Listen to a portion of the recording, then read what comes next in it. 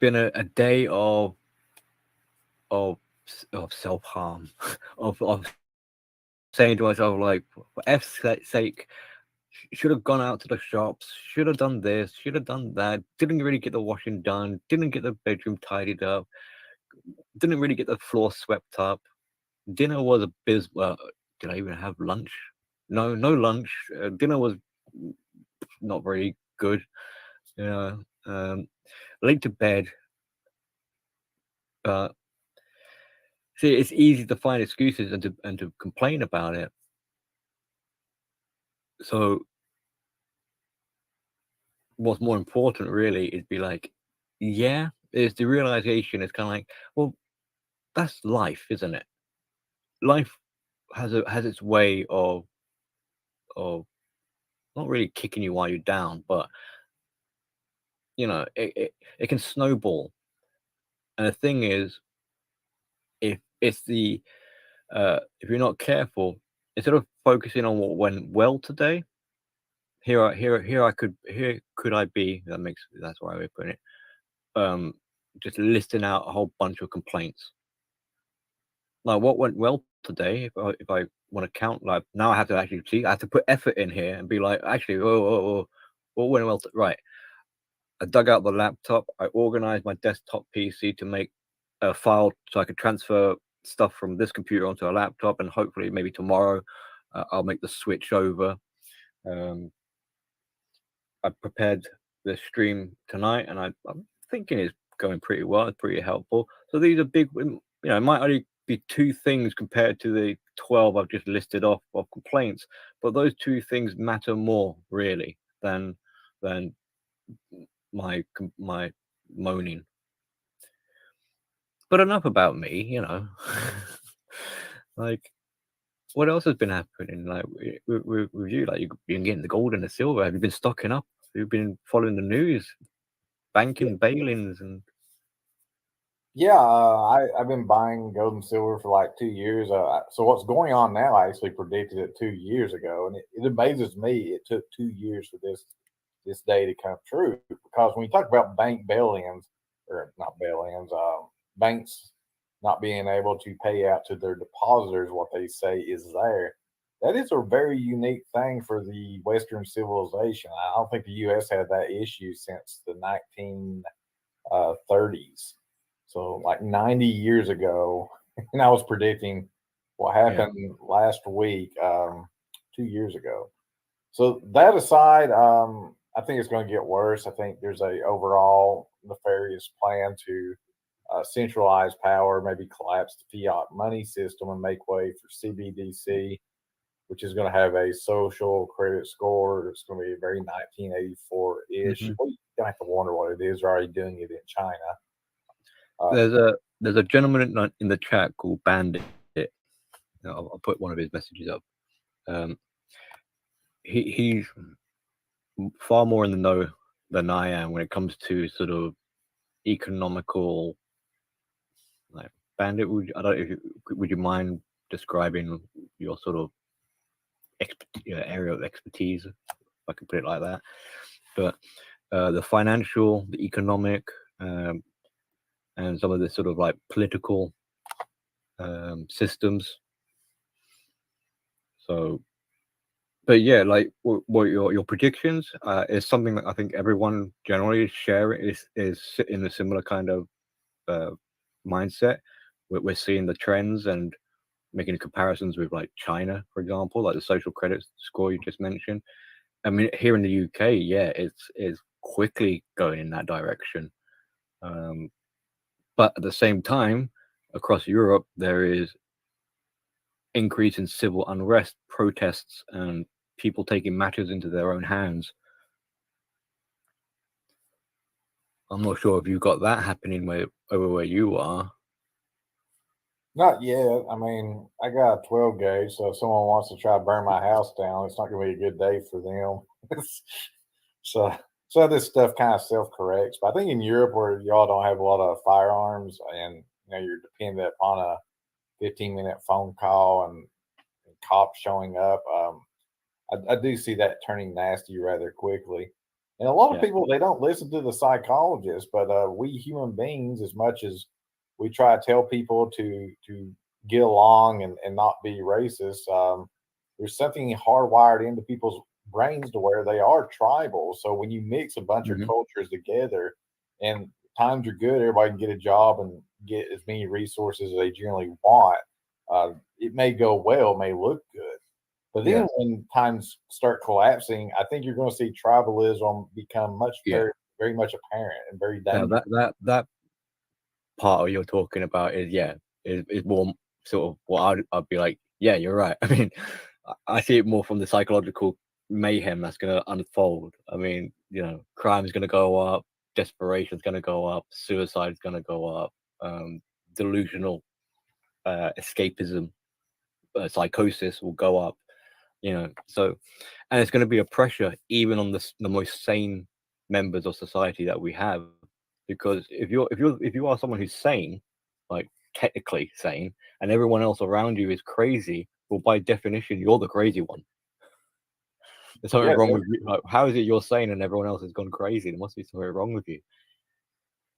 Well, from my perspective, it seems like the kind of the people that think for themselves, probably more than average IQ, they were simulating out like very bad things happening in 2023, and they were like all depressed, and like all the stupid people that believe the propaganda and think that they can change the world with a good attitude, they were like saying you all need to have happy thoughts.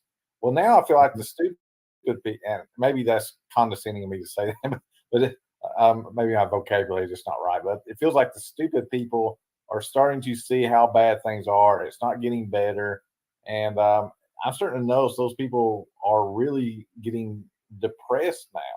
I remember when I first started Yeah. talking to you, Billy, I was like, "Oh, this guy's great," because there's going to be hard times that go on, and he's going to be a wealth of information to help people deal with it. Well, maybe. The thing is, if I'm a bit sort of brutally honest, I have a tendency to be like, right, so you want to get better?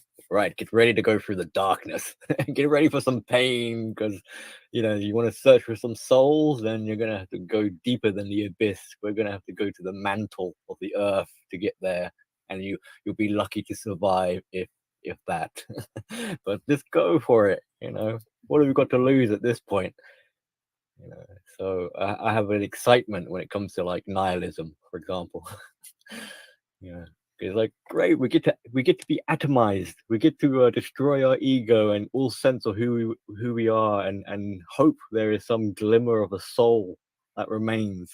And that's the beautiful part of it. But obviously it's a lot of trauma we have to get through. So you could say I'm a bit of a meanie in a way. I kind of like traumatize people, in order to mortify them and to let go of their ego. It's like, your ego ain't gonna protect you.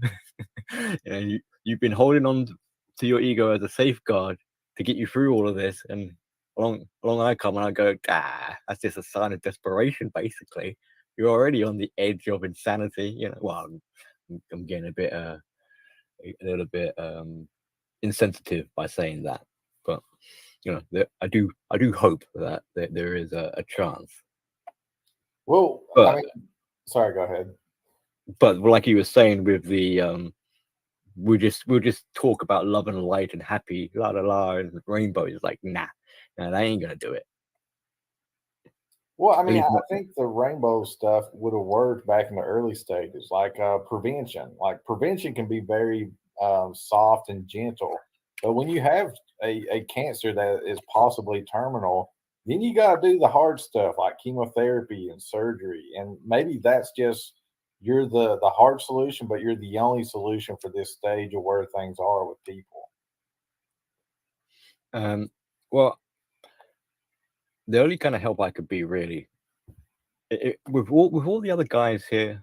There are people in different sectors and experiences and professions and things like that. Um, they'll probably be more of benefit initially, at least, and keep you safe.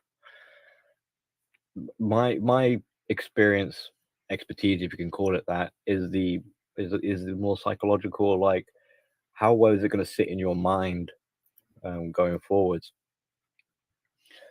Now,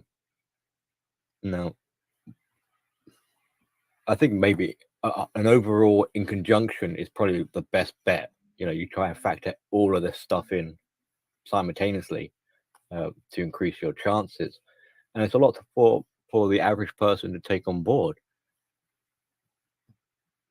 So, not to sound too blowing our own trumpets, but for people who converse in these areas, we're the only people who really seem to be preparing for what's to come in a more realistic sort of way. Whereas the general populace of society are trying to circumvent and beat around or trying to find an alternative way of surviving, like by blaming each other, oppressing and making declarations and changing these laws and systems and whatever else they're trying to come up with. Hey, Bandit's here. Like, give me 1 second. Yeah, give me 1 second. I have to get my dog. 1 second. Oh, sure. So, Billy, I think what you said, there's a lot of truth in that. If you got to think about like how human beings evolved to use their intelligence, you have to think about a tribe going out and hunting. So most men, and I think women were just meant to be in a group, talk together, pick berries and make textiles and all that. But men were supposed to go out and do some really intelligent things about trying to hunt and optimize their resources. So the men that were in charge were the high end thinkers, and most men just took orders. So I think that's part of the reason there's so many stupid people that just think that they can be happy and everything's going to be hunky dory. I think that's just what they evolved to be. But I think the smarter people are more like the people that were the leaders of the tribe. So you're going to have like a demographic of maybe 10, 20% that are going to be highly intelligent, that can see where things are headed. They know it's not good because they have people aren't listening to them. Like, stop doing bad things, you'll get bad results. What do you think about that? There is like some biological stuff to support evolution, to support what you're saying. So I generally agree with it. Like, as much as everyone likes to think they're sigmas and alphas and omegas or whatever, top dog or whatever, like, come on, let's be realistic. Like, not everyone has leadership qualities, and there's nothing wrong necessarily with being the so-called follower or sheep. So we can't really criticize. Like, you've got the blue pill, red pill, and black pill, for example. We can't really fault the blue pill and look down at them as if they're inferior. If it works for them in some ways, you could say that they have a happier life, even though they might be a bit complicit and go along to get along, compared to, say, like a rebellious red pillar. Then if you had the luxury of choosing, which would you ignorance is bliss kind of thing, then maybe some of these, if you could get away with being a blue pill, there's a good chance that maybe you would. But it doesn't, because you know what you know, you find it harder to have ignorance is bliss. You can't fall for the magic trick and be entertained and think life is wonderful if you know how the magic trick has been performed. Hey guys, I'm back. To add on, people don't talk about the burden of leadership as well. Like, it's lonely at the top. You don't have the support system. Everybody's looking at you for answers. Everybody's looking for you to make decisions that, could be life threatening. That's a lot of ownership. And to be honest with you, not everybody's prepared or has the means to be prepared for a role like that. I would argue blue pill in society, it's a necessity, because if everybody was red pilled, nothing would get done, because you'd have everybody thinking that they're alpha and and everybody's got to follow them. And it's one of those too many cooks and not enough sous chefs, or too many chiefs and not enough Indians, if you know that reference. So you do need you do need followers. Okay. Not everybody, and it's not, and this whole alpha beta crap, it's really dumbing down your role in society. It's like saying, oh, men are just providers. It's literally bringing your net worth being if you're a leader or not. And to be honest with you, it's kind of it's very short-sighted, because a good leader knows when to not be a leader. A good leader knows when to listen, Exactly. when to pull advice. Like, you shouldn't be a leader in every single role you do, because you're not an expert in everything. Like, I deal with money, but guess what? When I do my investments, what do? Do I do it myself? No. I hire a financial advisor because they're more attuned to what the market's doing. Okay. Could I do it myself? Probably, but if I hire somebody, I know there's guarantees, and that allows me to do other things. Yeah. Do you know what I'm saying? Like, it's not about being alpha all the time. People need to realize you cannot be alpha all the time, because you don't know everything.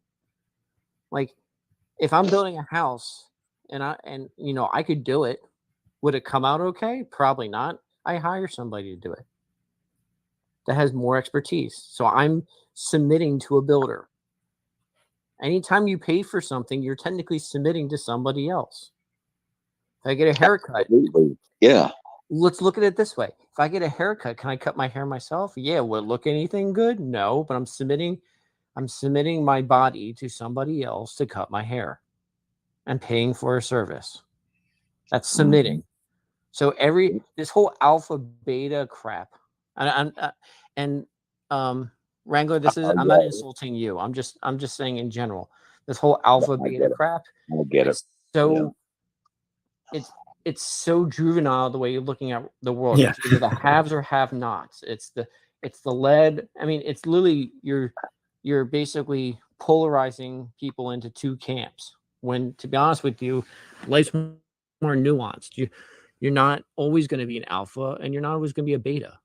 But the same person is going to be alpha and beta depending on the situation. And there's a bit of humility. Yes, and honestly, I have been trolled really bad. I'm now named Minnow Wrangler. Oh, you could correct that if you want. You know, I thought you. I don't care. But I don't care. You want me to change that for you? I think I could change it for you. My whole thing is, don't worry about it. No. But my whole point is, it's not about. People need to stop worrying about titles and what people care about who you are. I'm beyond sick of people telling other people who they are based on some arbitrary thing. It's just another level of control. This whole alpha beta bullshit needs to stop. It needs to be based off results and outcomes and experience. Like if I can go and look and read a psych book, but you know what? I can defer my opinions to Billy, because Billy has the experience.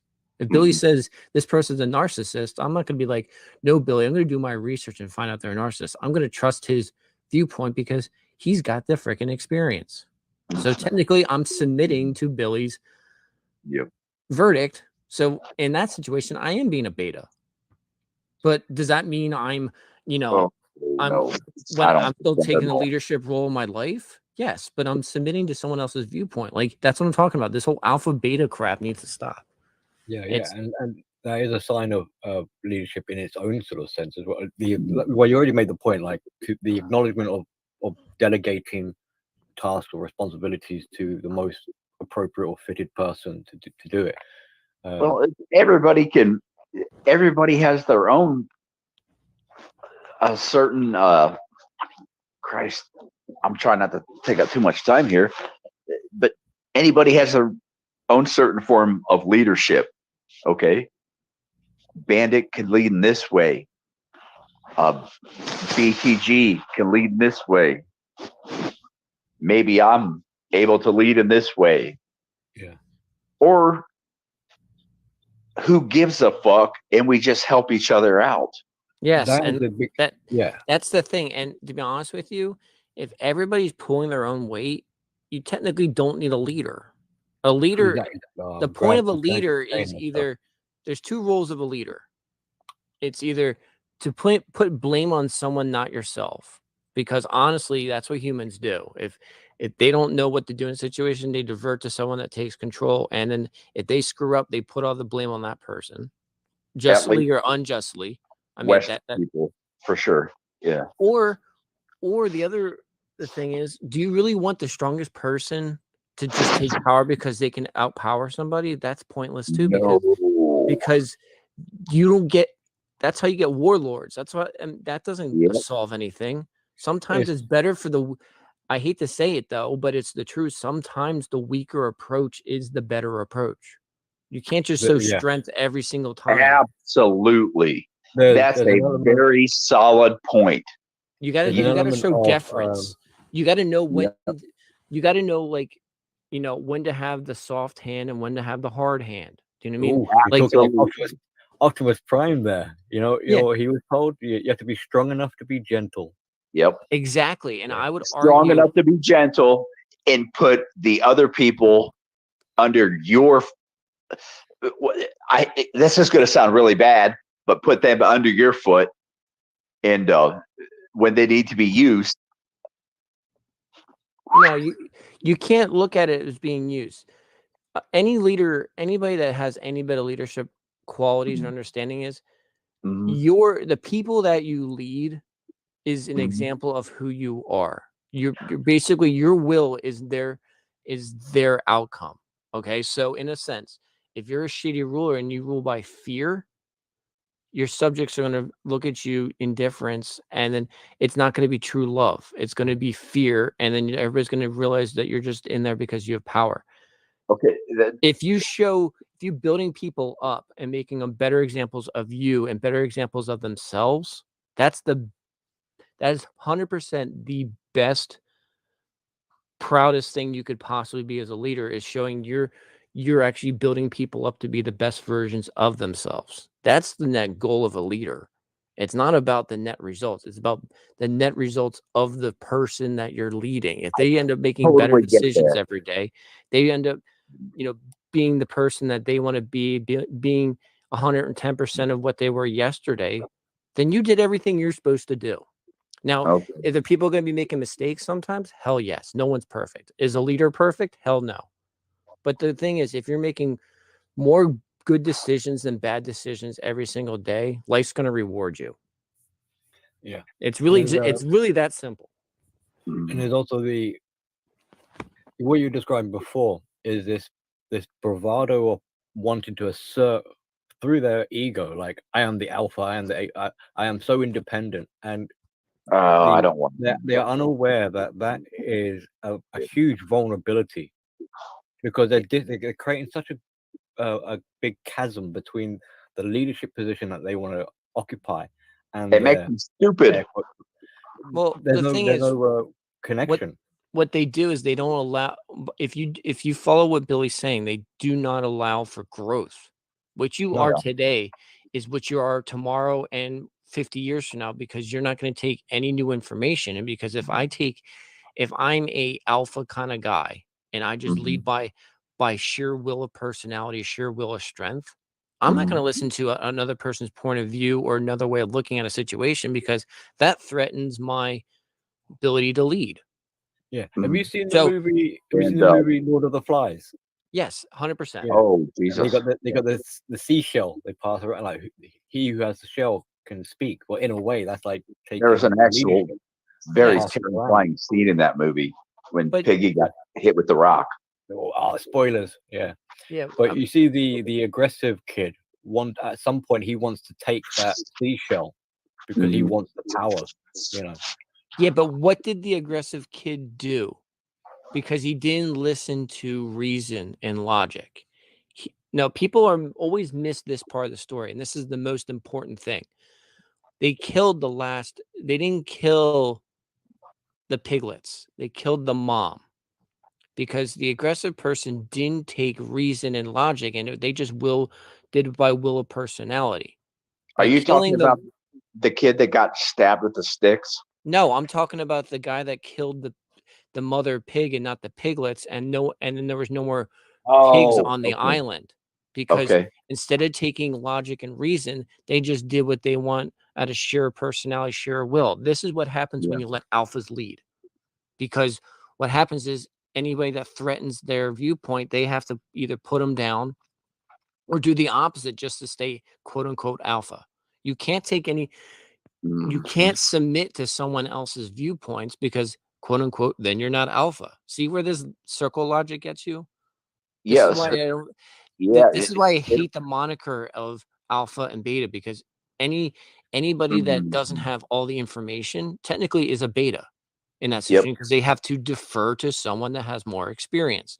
And honestly, there's nothing wrong with that.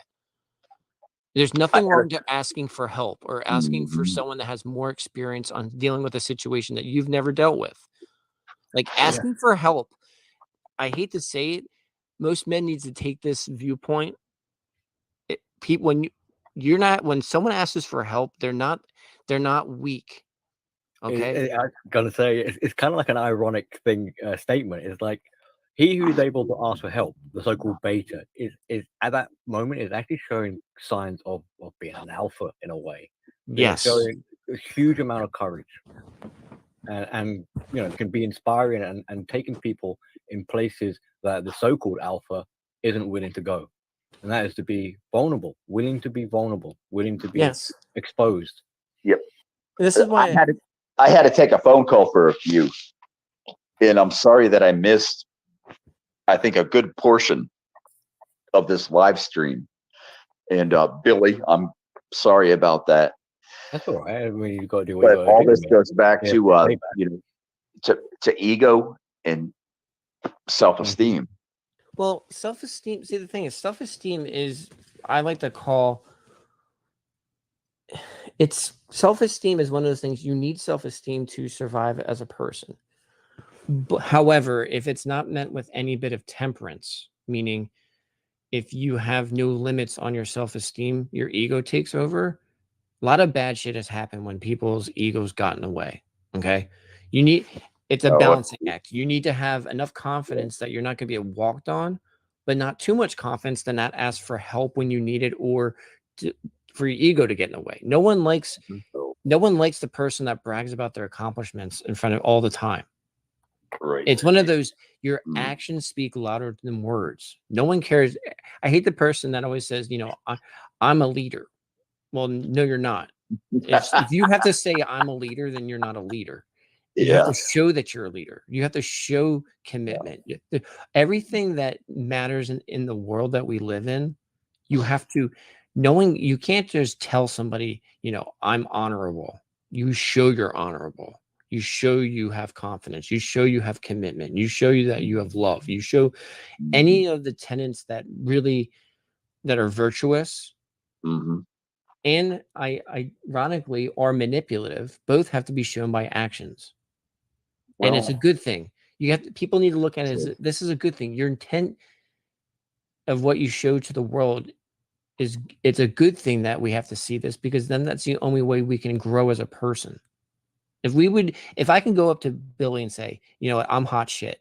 And, you know, Billy, as much as you're great at talking about psychology, you know what, I have one more year experience. I don't, but I'm just as an example. I have more experience than you, and your viewpoints don't matter because, you know, I'm hot shit. Is anybody going to take me serious? Hell no. But if I go to Billy and say, look, where are you coming from this? Can you explain to me why this person is the way they are? And Billy goes, okay, exactly. I'm going to explain it to you. And then I go, okay, I have a different viewpoint on this. Maybe you can help me see what I'm not seeing. Okay. Now, that coming up to Billy, that seems like a weak thing to say, but in order for me to learn, I have to be submissive to somebody else. This is why I hate the whole submissive alpha bullshit, because anytime you ask for advice, you're technically being submissive because you're submitting to someone else's viewpoints and their experience. It's just become, I don't know, what, feminized? I mean, no, don't use, it's not feminized. It's bastardization. Because feminized means that girls are that's over. A better word. Bastardization is basically you taking something that's virtuous and flipping it on its head. You're taking something good and turning it into a negative. That's like saying that's like saying like a guy that's overweight has a dad bod. Okay, you're turning a negative into a positive. It's the same concept. Instead of calling someone a feminist, you should say, if someone's saying, "Oh, you're being feminine," sometimes you should be saying, that's like a juvenile way of looking at things. We're adults here. An adult way of looking at it, be like, why are you having these viewpoints? Are you trying to learn? Are you trying to understand another person's viewpoints? Are you trying to put themselves in your shoes? Are you trying to understand your opposition to make better arguments? There's a lot of things like, there's a lot of things that there's a lot of things that you need to. No. I'm understanding you perfectly, bro. Yeah, Please there's a lot of things you have to understand with this whole, binary. I cannot stand binary bullshit. We are not heads or tails. You're not either alpha. Everything is nuanced.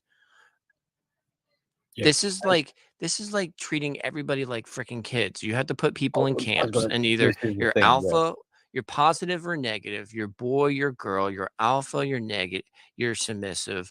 Like some things, you are a boy or a girl. I understand that, but what I'm getting at is not everything is bilateral. You know what I mean? Like, not everything is a coin toss where you're either yes or no. You're Republican or Democrat. I mean, everything has been so.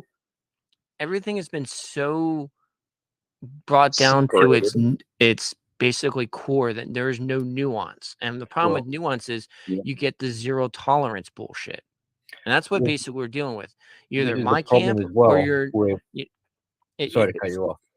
It's like it's either you're in Bandit's camp or Bullet's camp, or I'm sorry, Billy's camp. Okay. So if you're in Billy's camp, you can't get Bandit's evil. If you're in Bandit's camp, Billy's evil. So a lot of bad shit has happened when people bring things down to the point when everything's not nuanced. We need to make things more complicated. That's what I think as well. One of the things. Sorry, Angela. Let me just throw this in here. So woven in with your channel, woven into this part of the conversation is this need for the control, and for people to get this control, they reduce things in a simplistic manner. That makes it now they can get their hands on it. So the more things are complicated, you can see how it's harder for them to manipulate their control over it. So I agree. And the way I see it is they reduce it down to a place where it's almost nonchalant, but then and like just how you described it, when they put their hands on it, then they complicate it. No, it's never complicated. The reason why people decomplicate things is to create a binary. It's have and have nots. It's the rich, it's the poor. The thing is, it's to put people in camps. That's the whole reason why everything becomes bilateral. Okay, you put people in camps, then I can section out that whole group of people because I'm in the in group and then you're in the out group. Yeah. So see how I'm getting everything is bilateral. There's two camps. It's the with us or the against us. It's the good, it's the evil. It's the pro, it's the con. It's the rich, poor, Democrat, Republican. Pro-America, anti-America. See what I'm talking about? Everything is bilateral. Politics. Yeah. Well, it's not just even politics. higher. It fundamentally it gets reduced down to me versus you, and I matter, you don't. Fundamentally. Thank you. And to be honest with you, these arguments are making people like we're treating grown adults like freaking 4-year-olds. You teach 4-year-olds. You touch that's this. Exactly what it looks like. Yeah. And the problem is exactly what it looks like. The problem is there's no adults left because anybody that has a positive way of looking at things and make change, they isolate those people and kick them out. So you're only dealing with narcissistic people that take power anyways. Like, to be honest with you, what would be both you, Angler and Billy, and I'm sorry for talking so much, but you're good. If you want to make a ideal leader, what would be your top? We'll just for each of you. Just give me your top 3 traits of a good leader. My top 3 traits: Yep. empathy, compassion, and sympathy. Okay. Billy? Empathy, compassion, humility, Mm-hmm. vulnerableness, and I'm not too sure what a third one would be. Mine would be stoicism, intelligence, and empathy. My goodness, we just came up with the perfect leader. Yeah, but my point is none Yeah. of those traits are in any kind of leadership role in government or even. Oh no, you got psychosis, Well, that's what I'm saying. sociopathy. It's because no one wants to go through the meat grinder of politics. Any Well, you decent kind person of goes, "Am I going to put my see it. family through all this bullshit?" No. So now you You- have only people left are narcissists. Well, yeah, like you said, bastardized earlier. So you do kind of see what the adjectives that we brought up, but you see a Mhm. bastardized version of it. What do you guys think about the possibility of Elon Musk? Of what? Because the most he can be is either a senator or a congressman, because he's not a Native American. He's not a native born to America. He's South African, so he can never be president. Barack Obama pulled it off. I understand that, but his case would be a lot hard. Elon Musk cannot be president. It's impossible. Yeah, because he would try to upset everything. Just No, he can't. He physically did. can't. He physically cannot be president. Like by law, he physically cannot be president because he's not a Okay. native born. He's not a native born American. Well, Now, even if highest he he gets can be in there is somewhere, but the highest he can go is a governor. If maybe you he wanted to doesn't. be, that's the closest thing he can be. He could be like governor of Texas if you wanted to be. Yeah, he probably doesn't even want involved with it. No, You person know, with that, the only person that wants that kind of role is a narcissist. yeah, And he's I not don't that see guy. he's narcissistic in another way. He's got too many businesses to run to actually take on politics. To him, politics would be a step down of what he's trying to accomplish. Okay, sure. Yeah. All right. So, Billy, Okay. I know you wanted me to talk about the whole SVB thing. Is that what you wanted to talk about? Well, the thing is, like, Truth Anchor had to depart moments ago, and no, he was. What was he talking? He talked about this sort of economic, and the financial aspects of what's going down. Like the crash of stock and hyperinflation, I suppose. Some of those tangents. Yes. And you're going to have hyperinflation because the only way to bail out a bank is to pay it off. And anytime you do quantitative easing, especially in an already inflationary market, you're going to have massive inflation. And I mean, maybe what I'll do, I'll give you and Iridium Kush a bit of a plug here for your financial stream. So if you're interested, I might not be able to stick around for this. If anyone's wanting to know more about this sort of financial connections and how it, connecting to societal impacts and things like that, maybe head over to like Iridium Kush's channel where he has his financial streams with our guest Bandit here, and yeah, I mean, the sad thing is most of this crap, they're making things a lot worse. They're literally doing what you're not supposed to do finance wise. Like when there's a reason why we only have $250,000 worth of FDIC insurance, because if everything was guaranteed, the amount of risks, basically the banks know now that if you're medium to large size bank, the government's going to bail you out so you can take insane risks. It's the moral hazard that no one's talking about, because they're bailing out all these people. Now the banks know if I'm going to get bailed out, I'm just going to take insane risks with investments, and we're going to have a lot more bank closures. So you're saying with this FDIC insurance, which is $250,000, Mhm. you're telling me that if I have $10 million in the bank and it gets stolen, I only get 250 grand back? Yeah, because the thing is, Jeez. Okay. there's ways around it. There's a thing called CDARS, or certificates deposits on registry. It's a way to move your funds through multiple banks, so you get covered for $250,000 at this bank, at another bank, so it covers all that. So like, honestly, at this stage of the game, if you have $10 million at one bank, you're an idiot, because there's so many financial tools already established to use that insurance to protect yourself. So that's So one.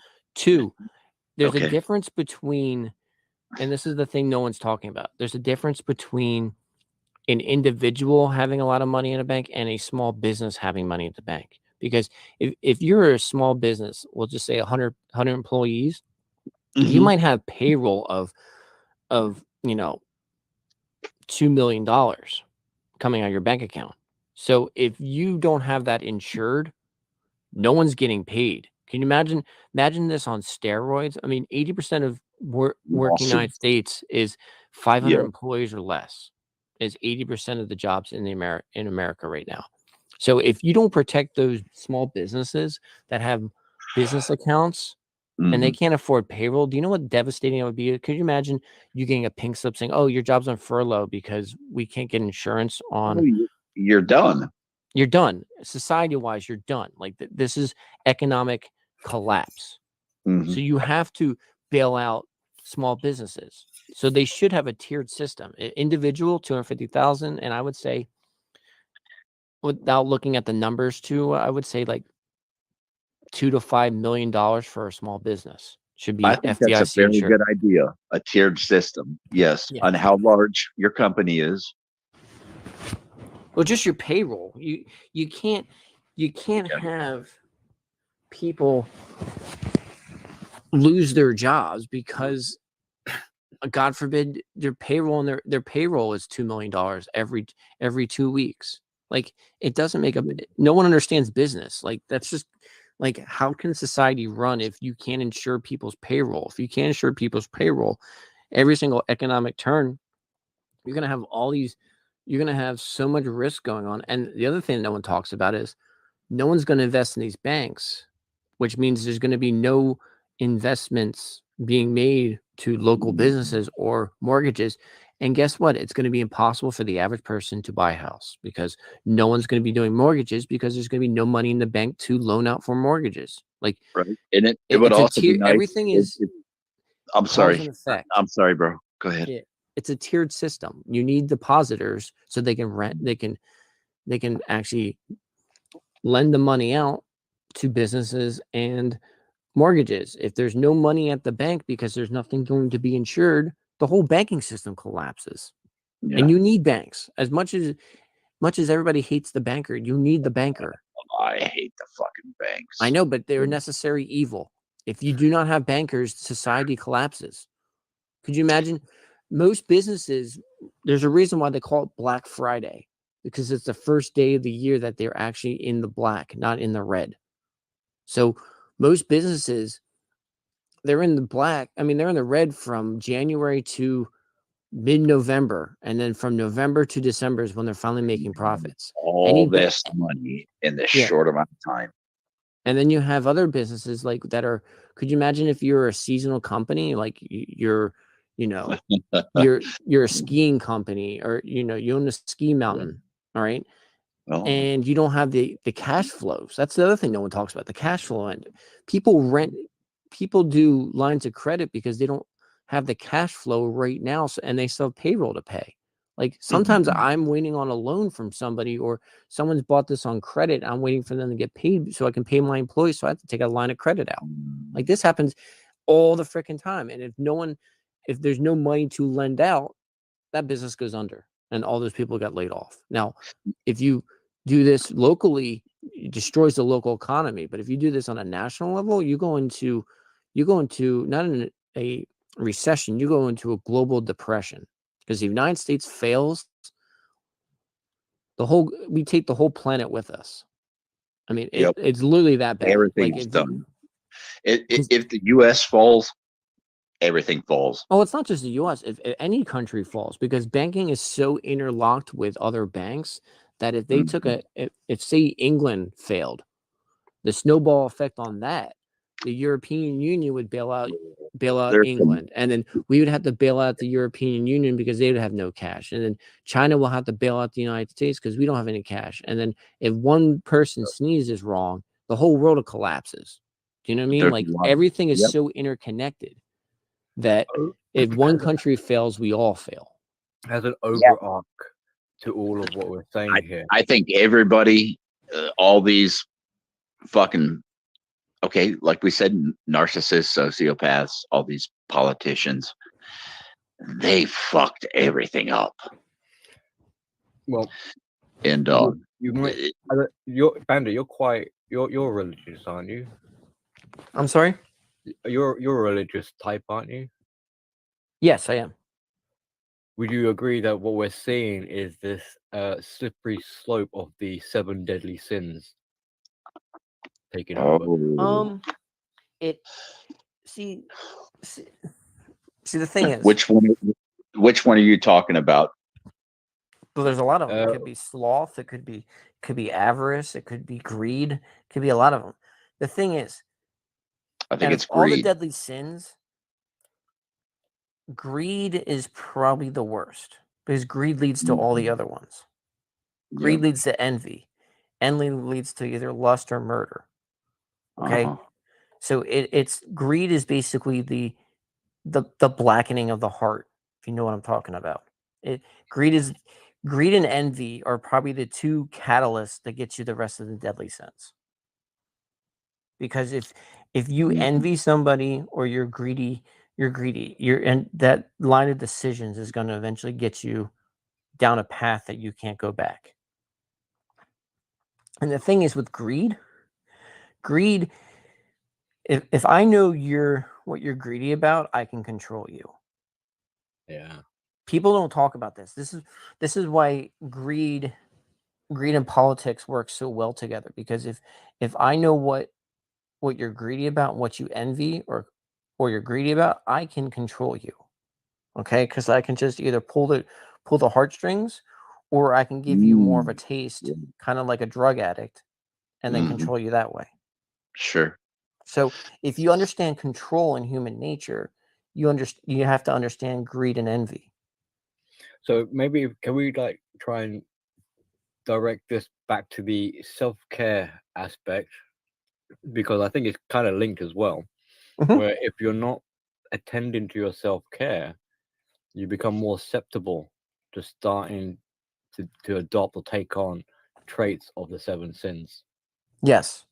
Well, self-care is also a slippery slope too, because if you put yourself everybody needs to have some level of self-care. We can all agree on that. But if you take it to its logical conclusion where you go too on board without it, it ends up being a circle back into the deadly sins. Because if you're too self-control, if you care about yourself too much, you're going to basically end up being greedy of what you have. Yeah, you'll start lacking any empathy or care for anyone else. Yes. So, like I said before, everything is nuanced. You need to be an angel and a saint. You need to be an angel and a demon at the same time. You need to be good and bad. You need to make good decisions. You got to know that balance. Yes, and that's what I'm saying. And the thing is, it's like raising a kid. There's no life manual on what you should do in these situations. There's things that are legal. Basically, if you want to look at morality is there's what's legal is basically bare minimum of how someone should live their life. Okay, Bandit, you've just justified or validated why it is that I take a bit of a perverse pleasure in trying to navigate people through their shadow into the pits of despair. It's like because you need it, because you can't have the light without the darkness.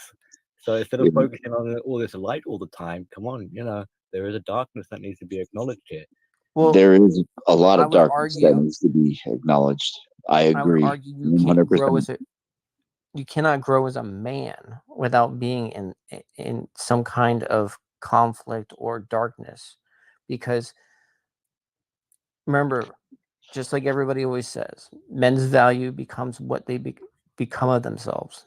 They're not just embraced with value. We have to It- earn our value. So the only way you That's can earn your value is you got to trip on landmines. Sometimes well, sometimes you need to take 20 steps back to take one step forward. that's hard to hear. That in order for us to do that, we have to do it in darkness. Well, it's true. Remember what was the first thing I said? Being a leader is being lonely. You have no friends when you're on the top because everybody's gunning for your job. So being a leader, you have to live in darkness because you can't trust anybody because everybody's going to be gunning for your job. Like, prime example, if I run a business, okay, Mm-hmm. and I have 10 senior VPs that report to me, and there's 2 VPs that report to every senior VP. Jesus Okay. Christ, that's a big company. No, but I'm just using an example. Look how Okay. big this is growing, right? And then there's managers that report to the senior VPs, or there's Mhm. VPs that report to the senior VPs, which Mhm. reports to the board. Okay. So if I'm the president of the company, I know that I might have 1,000 people that rely. Every decision I make, I could cost 1,000 people their jobs, and if I make one side swipe, if I make one Oh, bad dude, decision, I have if you got all these 10 people are senior gunning. VPs, it's much more than 1,000 people. But I anyway, know. I'm just being a I know. smart ass. I'm just trying to Okay. make round easy numbers. All right. I mean, you're probably dealing with a 10,000 to 100,000 employee company, but I'm just saying, just in general, like, you have all these people are gunning for your job if you make one mistake. So you can't ask for advice because then you show weakness. See what I'm talking about? Which makes you not a good leader. And that's why narcissists go to the top, because they know that they care about themselves more than anybody else. They make crappy leaders. This is why you always have narcissists 9 times out of 10 at the top, because anybody that is a good person, they don't want to manipulate people. They want to ask for help, and then those are the people that get knocked down. Basically, the way I look at businesses, most people that are decent people, Mm-hmm. they get to the manager level, and that's about as far as they can go, Mm-hmm. because they don't have the cutthroatness to, throw people under the bus to get any higher than that. Right. So, and like I said, if you're going to be a leader, you're going to be alone. So you're going to have to live in that darkness. So as a man, you have to understand, you have to live in the darkness. The question becomes, how do you overcome it? Some people take it on themselves and then self-harm. Some people lash out and hurt others. Some people bottle it up and then take it out on their loved ones. Okay. Is it overcoming or simply dealing?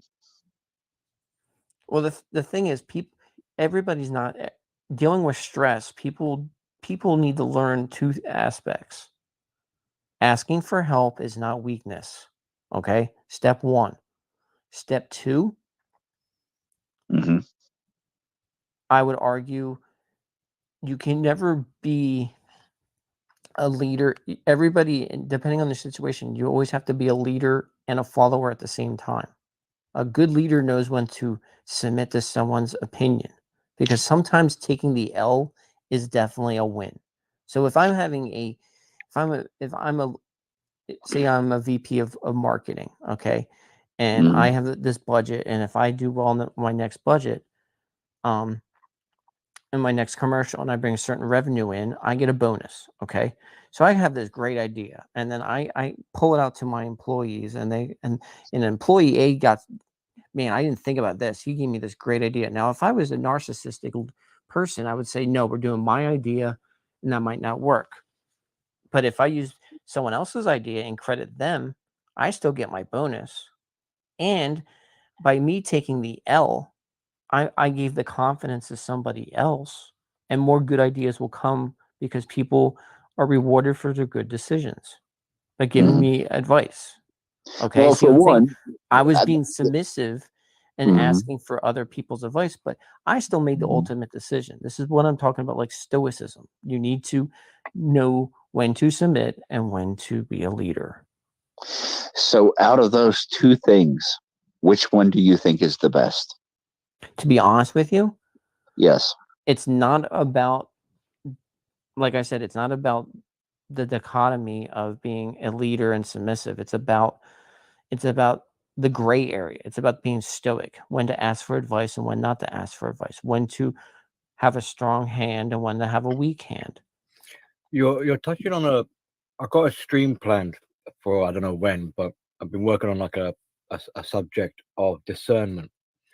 Well, Yes. I think I titled it as like breaking rules, because sometimes Breaking rules. Okay. sometimes I'm down. I need for whatever, like someone who has good leadership or management prowess will know when they'll take an action which might be, to other people, might be questionable. Be like, how is it so and so is allowed to do it, but you won't let me do it? And it's like, well, that's because they're factoring other, there's different things they're factoring in to derive this decision, and sometimes it's not easy to spot. But it's a separate topic, because it's based in a conversation with like narcissism, because the narcissist will try and do this, where like the double standardness, where it's like it's okay for them to do it but not for other people, and if you start to behave in such a similar way, they'll accuse you of being a narcissist because now you're doing it. But there is a difference, and it's that discernment which will clarify. I'm trying to think of a good example that I can give you. Okay. Here's a good example for you. I can nail it down to one question. When you're a leader, do you want to be feared or do you want to be loved? That answer right there should determine if you're a good leader or not. Do you want to be feared or do you want to be loved? There it is, right there. So if you want to be feared, you're gonna rule with an iron fist. No one's gonna give you advice. Everybody's gonna be stressed out to nth degree. You're gonna have people that are gonna try to sabotage you or not give you 100%. But if you're loved, sometimes you're gonna take the L and promote someone beneath you, because you know for a fact I can take the L, and their great advice is going to build their self-confidence and then attacking a new role, or they'll give me good ideas in the future. You're kind of banking on new ideas in the future, because I'm showing that I'm rewarding good decisions by bringing them up to management. Remember, no one's static. A good leader will promote somebody to another management role or to another role if they're better suited for that role. Sometimes it's good to watch the other thing about being a leader is you got to watch your basically your eggs hatch. You got to look at. It's better to do what's right. So maybe you might not be feared or loved, but because I know what you're getting at, Billy, but so many bad things have been justified with doing what is right. True. That it's hard for me to say that, because what's right to me and what's right to Billy and what's right to Angler are three completely different things. Yeah. You need to have and that's what I'm saying. I'm results driven. Okay. Because it's the only way to judge someone's character is results driven. So if you're promoting somebody and you're mentoring somebody, and they're growing as an individual, at some point you're going to have to cut the strings, and they're going to have to grow on their own. They're going to have to make mistakes. They'll come back to you if they need to and ask for help. But your net result is them becoming the leader that you are. And maybe the best result, I would say, is they surmount you. They become a better leader than you. So you gave them the skills to open them up to be better than you. That's the best accomplishment. Yeah. Okay. In a way, that's a little bit like how teaching in schools should be, really. The students are supposed to outperform the teacher. Correct. As they grow. But this is something we're not really seeing anymore. But that's what I'm saying. When you say some good decision, I mean, I know what you're getting at, Billy, but it's so many bad things have been justified in the past on bad decisions. I think the better example would so with child rearing, you might have two kids. Mhm. One is a lot more sensitive than the other. They both did something wrong, but the one who is more sensitive, you tell them off softly because yeah. But the other one is a bit more resilient, so you could be a bit more stern with them. But that's being stoic. That's Well, what I yeah, mean by being stoic. but You use someone outside might be like, why is it you're telling them off in disproportionate ways? You know, you're not being very fair with telling either child off. And it's like, well, because I'm factoring in that there's more than just telling them off. That Would they know nothing about what's going on? yes, and all you need to tell that person is, I'm handling my shit. Butt out of your shit because I'm handling it as an adult. Because my sons are different. They're two different people. Like, so if son A was like, pig-headed and just, basically does what he wants to do, and the other one listens to me but maybe made a bad decision, I'd handle that situation completely different. If the pig-headed one, I'm gonna have to drill it into his head that what he did was bad, and I'm gonna take it away from him. The one that understands he made a mistake, he's still going to get punishment, but the way I give out the punishments differently, because he's going to understand I made a mistake and I won't repeat it. The other one's going to make the mistake again. So I have to be harsher on the guy that's pig-headed. Yeah. And just as a little spoiler for that topic, when it does come up, like this discernment of rule breaking, will be that the narcissist can't make this judgment very well. So they'll just basically abuse both kids to the nth degree without factoring in these other variables. And that's why narcissists are terrible parents as well, because they can't accommodate different other people's needs and tailor a particular kind of because discipline doesn't necessarily mean punishment, is in it's to teach, trying to educate and things like that. But the narcissists isn't doing this. They're just controlling and trying to condition and fundamentally they're trying to destroy their own children. Well, the narcissist. Have you guys seen the story about that guy, the bread company, where he paid every one of his employees $70,000 per year, and that's the salary that he took as well? I mean, whether or not that's true, I don't know. But have you guys seen that story? And I think that and the business failed. It did well for a little bit, but and the reason being is people are people, A-type personality people, like salespeople. The only way they understand or they're going to be good employees is they need to be compensated. They need commission based. So the better they do and the harder they work, the more they're compensated. If I'm a CEO and or say my job is an engineer, if I'm an engineer and the person that's making the product is making the same as me, why would I be part of that kind of business? Because the value I'm adding and the value in a normal employee is adding is completely different based off skill level, experience. So you're telling me if I was in a business for 40 years, I'm getting the same paid as an entry level? How does that not create animosity? Like, that doesn't make a bit of sense. You're not You're not paying people the skill level that they are. Like, are you telling me that a someone in HR is making as much as a VP?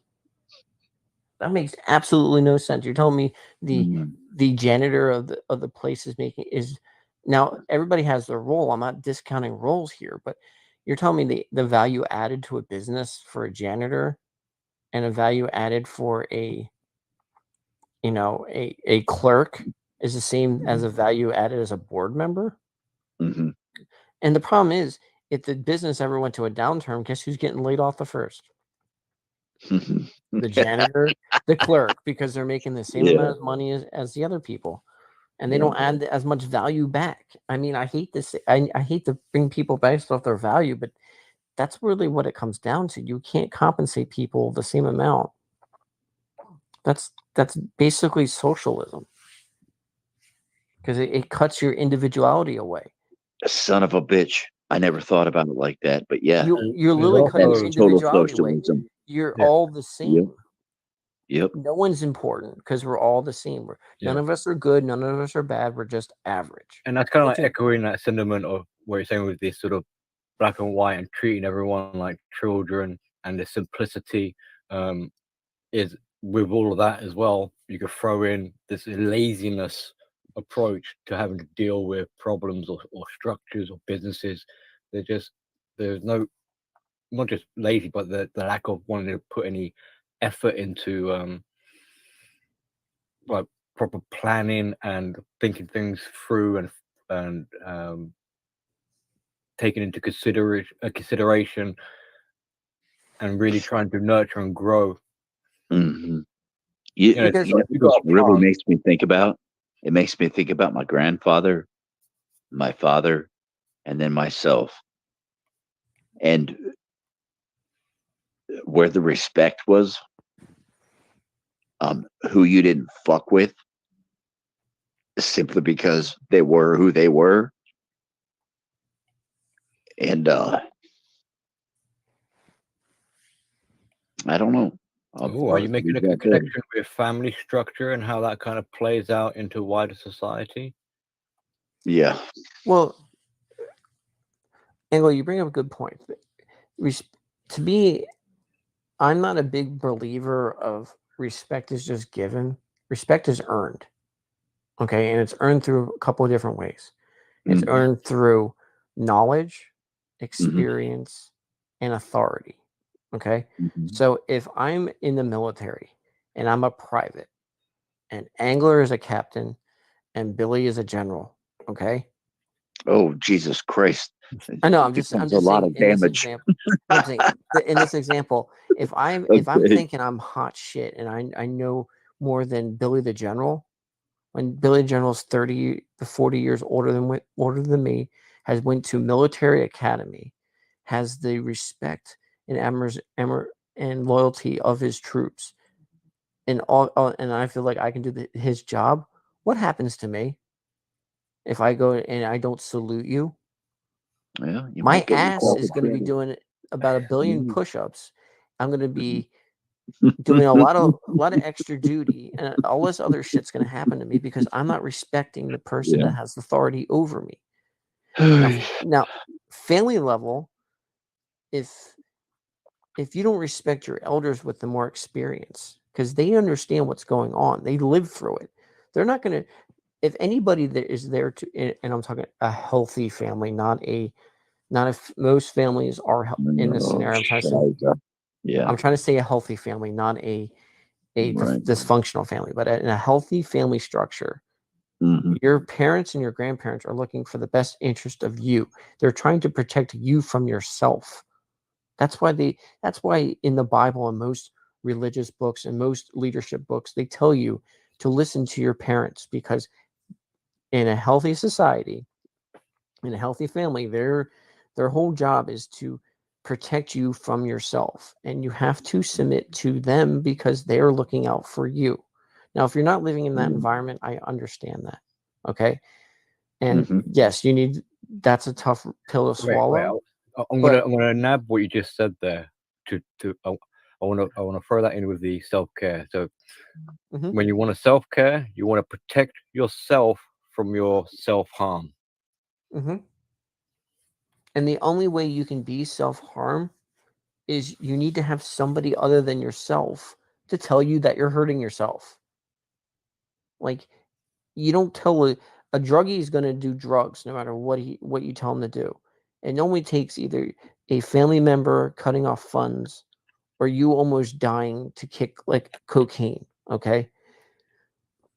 But you're never going to kick cocaine by yourself. If everybody around you said either was disappeared tomorrow and you had no repercussions for doing cocaine, you're going to do cocaine until you run out of money and you have to start stealing from somebody and get caught, or you kill yourself by doing too much cocaine. It's only when you submit to your parents or submit to a friend that's telling you, yo, man, stop, cut this shit out, you're done. Well, both my That's the parents are only dead. But I'm just saying, like, My grandfather's dead. I don't think you still, that's necessarily how it goes. I think Yeah, it but you- can go that way. I think it can most absolutely. I mean, Jesus Christ, we see it go that way. But, you know, I don't think that's the way it goes all the time. I think sometimes, you know, guys come out here and ask for help. but the And thing is, you need to you know, have somebody that's in your court. You need to have yeah. someone other than yourself that's backing you up, that has your best interest at heart. It could be a friend, it could be a mentor, it could be a family member. You need to have somebody in your court that's saying that is not yourself, telling you, look, man, this is It what might I like even to be an call enemy.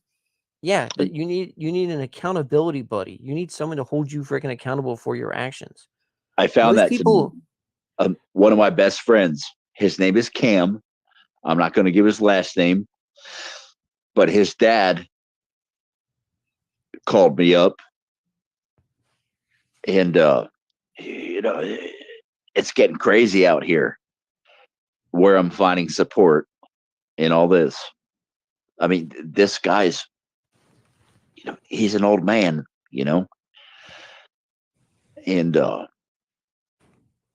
he and I, you know, that's why I showed up so late to the stream, because I was having a phone call with him. I think he's in his 60s or 70s.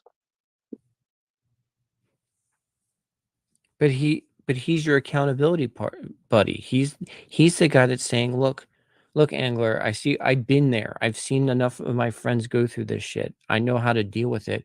Listen to me. Mm-hmm. If you don't have somebody in your court, you will never grow. Right. It's damn near impossible to self-reflect if you feel like you did nothing wrong. Yeah. This is one Okay. of the problems of the monk. Not to step on toes too much, but this Oh, monk go as back- fuck. yeah, I know. Billy. But the idea of like I'm an island of one. I'm an impenetrable. You know, I've got it. I'm super independent. It's like, yeah, but the thing is, you end up having a bit of a blind spot because you can't see yourself very easily. I'm not saying it's not impossible, but I mean, you know. But who are those people normally? Those sorry? are the alphas. The monks are the alphas. You got no one to hold you accountable but yourself. You know, if you're so on your own, now I don't even know how what well can you hold yourself accountable. Alfs, Alfs, Sigmas, you know, who gives a fuck? But people We're need to just also, at the end of the day, we're simply men, and we need to be out there, you know, lending a helping hand to each other. well, here's the allegory for you. Okay. All right. Okay. When you're in a friend group, you're two things at the same time. You're a leader and a follower. Okay. So for example, okay, if Billy and Angler are my best friends, okay, and we go in and have a talk, I might be doing better financially than Billy and Angler. Okay. So I'm going to be the leader and I'm going to give you guys financial advice. Angler might be better at picking up girls. I might be horrible at picking up girls. Okay. So I'm going to have to be the weak person in that group, and I'm going to be asking him to be my wingman. Okay. Angler might be better at the gym. Okay. And if I need help lifting weights, I'm going to talk to Angler. Okay. Now we all are good at something and we're horrible at something. So you're both a leader and a follower in the same group circle, depending on what you need from each other to grow it and be a better person. So people need to understand when you're looking at your friends, you need to bring them up, and they need to bring you, and they also need to bring you up. So if you're surrounded by yes men, aka Mr. Alpha over here, if you're surrounded by yes men, you can't grow because you're basically plateaued at what you are today because no one's forcing you to become a better person. Well, at the same time, Mr. BTG and myself, Angler, we would need you at the same time.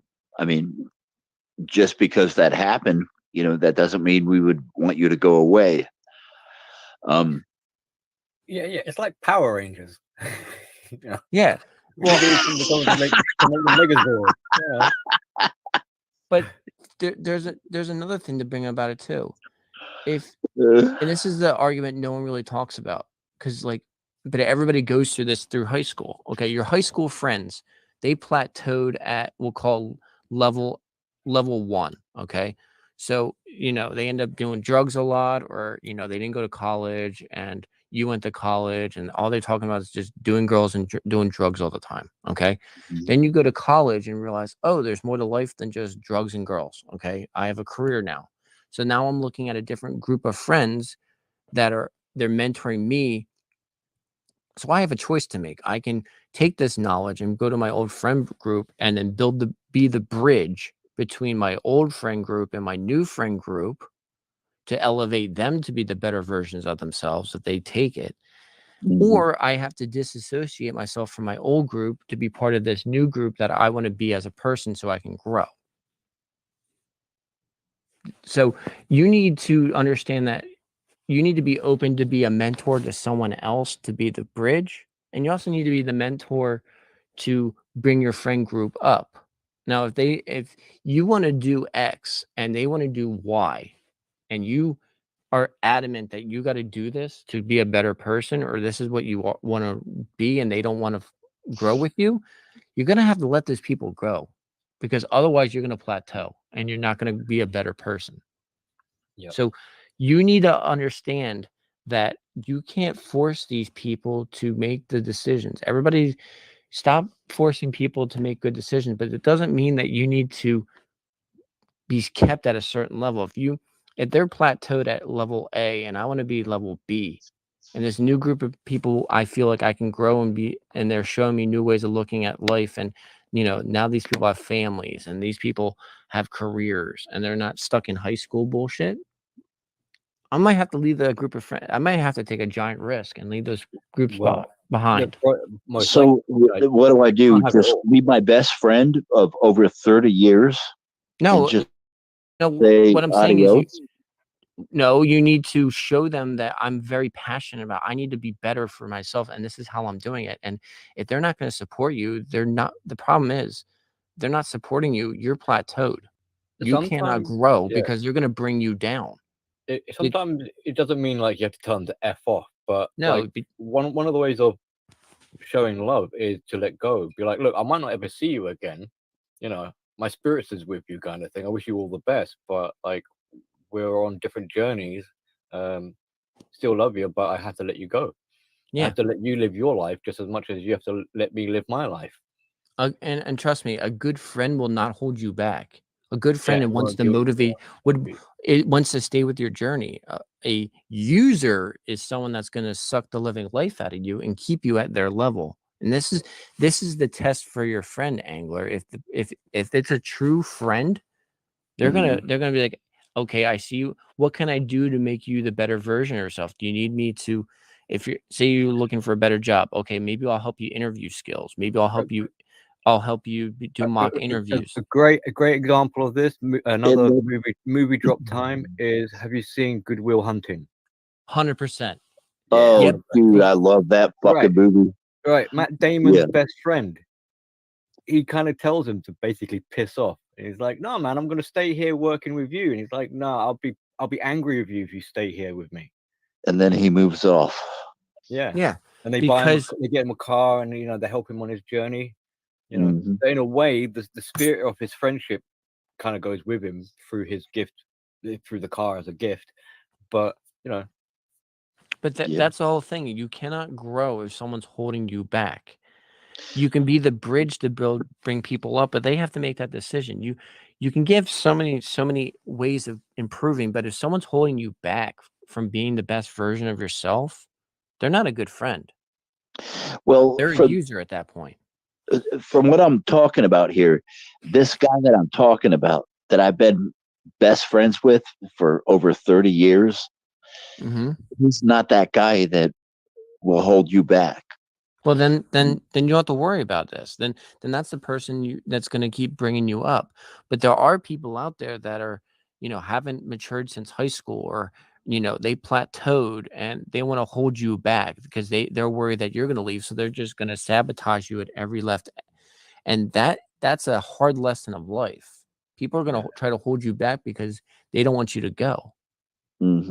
So you need to be understanding, if you want to do something, your true friends will always be there.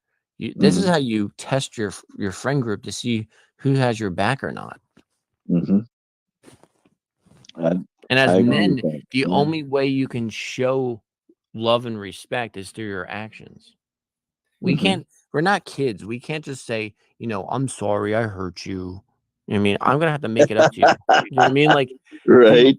I'm gonna have to show by my actions to make it up to you and be better, but be a better version of myself tomorrow. And I'm gonna have to make atones. And the thing is, it's up to the person that's been offended or hurt to say, you know what, I'm done with your shit. I'm gonna walk away, or I accept your apology. And what are you doing when you make a mistake? You're submitting to someone else. That's another thing that we don't talk about with this alpha beta bullshit. If you, there's a lot of stuff we didn't talk about. If you can't, if you're an alpha, you can't admit to your mistakes because that shows weakness. So how can you possibly grow as an individual if you can't admit your mistakes? I can't see this is where I can't justify the whole thing, alpha and beta crap, because if you can't submit or can't own up to your mistakes or ask for forgiveness, which is showing leadership, technically, it's one of those oxymorons. You have to be submissive to show leadership. How are you going to grow as a person if you can't admit to your own mistakes? You can't. I don't know. Answer that for me. You can't. So you have to submit. I would argue being vulnerable is more a sign of being a man in ownership than being alpha. I mean, not to sound too what's the word? Like to sound too like wink wink nudge nudge, but Billy, we're gonna show up at your goddamn door and expect bowls of soup. Anyway. I want my cookies. I want my biscuits. I want soup. Cookies for all. You get cookies and biscuits. I get soup. But the narcissist doesn't want to grow and won't admit mistakes. Now, I'm not necessarily saying that alphas are narcissists, but you can kind of get what I'm saying. Is a narcissistic component is quite evident in this sort of mentality of like, I'm infallible, I don't make mistakes, I will not submit to anyone ever, I'm perfect, and as a result, they don't want to grow. Yeah. Okay. Well, the thing is, they don't have to grow because no one's pushing them to grow. And anybody that would push them, they either push them away or threw them into jail, in a sense that where they just ignored what they were going to say, or they killed that friendship because that was a threat to them. I mean, people are pushing them to grow, but they're resisting because to grow is to kill the narcissist. So it's kind of like a death warrant or a suicidal notion, so the narcissist, that's why they're so childlike as well. To grow is to take on responsibility, to be honest, to tell the truth. This is toxic or toxicity to the narcissist. It's like, keep that away from me. Last thing I want to do is grow. So by that definition, would you say feminists are all narcissists? Yes. Because they have the same traits. Yes. Yeah, I've been saying this to good mother for ages. We Well, keep that's a- you keep saying feminism came. I'm going no, dearie, no. It's narcissism. It is Good question. because my whole thing is the only reason why feminists are feminists because they don't want to submit to a man. That's the whole argument. Yeah. It's the But fear of submission. we're me, having great topics. We're having like multiple streams. Like we can go off into different tangents. Like I feel like each area of our conversation could be a whole stream of itself. But I'm gonna have to like shut it down in a few minutes if that's all right with you. Okay. Yeah. No, you do you, It Billy. is definitely getting all over the place, but No, but yes, it's great. It's I great. agree as well. It's It's flowing. It's also it's flowing into each other, but it also shows how interconnected all these different topics and subject matters are connected. yeah. Which is like as we were saying earlier, like we want to avoid the simplicity of things. So this, I feel at least anyway, that this is a mature conversation to be had. You know, it's take it. Yes, we are sort of navigating all over the place, but it's not for no. It's not. We're not bumbling about. It's not for no apparent reason. It's because it matters. I think it would be nice if it came back to the simplicity between men and women, and because that's important. But for whatever reason, that's been completely divided. Well, it's divided because certain groups want to control another group. Okay. So, and then it's a clash between who wants to take power. So right now we're in a crossroads where male authority is demonized and women's authority has been, proselytized. Okay. So Mhm. in a world where anytime a male takes authority is going to be demonized, and a woman taking the same amount of authority gets, pestilized. This is the shit that's happening because we're right now we're kind of in a flux time period. We're in conflict. Okay, we're in a transition period where male authority is getting basically passed on to women, and we're in this transition period. And anytime you're in a transitional period, there's always going to be conflict, and there's going to be turmoil because the old guard wants to keep it the way things used to be, and the new guard wants to take on this new role. Mhm. However, any kind of experience from another generation where they say we tried this in our past and it failed, and they're not listening, and it's just passing the brick down to the next generation. Like if you notice, most feminists, do they listen to their parents? Do they listen to authority? Do they listen to their elders? No, they're No, actually what's the word for it? I mean, they're encouraged. Yeah. Also, during turbulent times, I mean, with a little bit of crowd psychology thrown in here, is it creates a gateway opportunity for manipulative people to take advantage. You know, when everyone is all disorientated and there's chaos all around, that's an opportune moment for a dictator or a tyrant to slip in there Oh, and start Jesus taking control. Christ. Yeah, they Yeah. show up. I would argue it's more of a cult because I consider feminism as a cult. It's not because the tenets are of a death cult. It's literally asking for the destruction of society because of feelings. Okay. So you're dealing with cult personality. You're dealing with like I like to call it the Star Wars approach. You're either with us or you're against us. Like people that talk in absolutes are in a freaking cult. Well, a slight pushback, but not really, because normally a cult would be defined as having like a figurehead or a leader. But I think in what we're seeing like the viper with seven heads.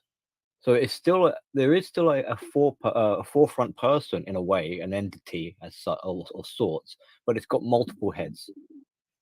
But you're still the leader of feminism is the destruction of the man. So the person they're demonizing is the person that they're pestilizing at the same time, because feminism is taking all male authority away. So what are they envious of? Male authority. So what happens when they slay? No one talks about this argument. What happens when they finally slay the evil man? I would have to agree more with Billy here. No, but I mean, because these motherfuckers will not go away. No matter what you say to them, no matter how you call them out, no matter how much you make them look like a fucking idiot. The feminists will probably call men like the cult. It's like kind of like who's the cult here? So like, is the MGTOW the cult kind of thing? You hear that sometimes being said, but it's with the feminism. It's like you occasionally get someone who is spearheading the charge. They get kind of out, they get exposed, or they get taken down or whatever. And there's always someone to fill in the role. But it's like an NPC sort of thing, because it's basically the same person, just a different form. Yeah, all these goddamn sock accounts. I mean, all this. I mean, Christ, even One Fast Stack right now. Somebody cloned his account, and they're going around, talking shit. And you got someone backstage called Bandit. Bandit, are you here twice? Have you logged out or something? You there, Bandit? Oh, hopefully he didn't get fucking cloned. No, I don't know what happened. Oh, I'll boot the other Bandit out then. Phone lost connection, so I don't know why I'm showing there twice, but I'm here. But glad to have you back, bro. What I was trying to say is feminism to me is a cult because they pestilence a man. So when they finally slay that man figure, guess what happens? It becomes a death cult. Because if there's no more demon to slay, what's the point of feminism? It collapses onto itself. So when they win, they lose.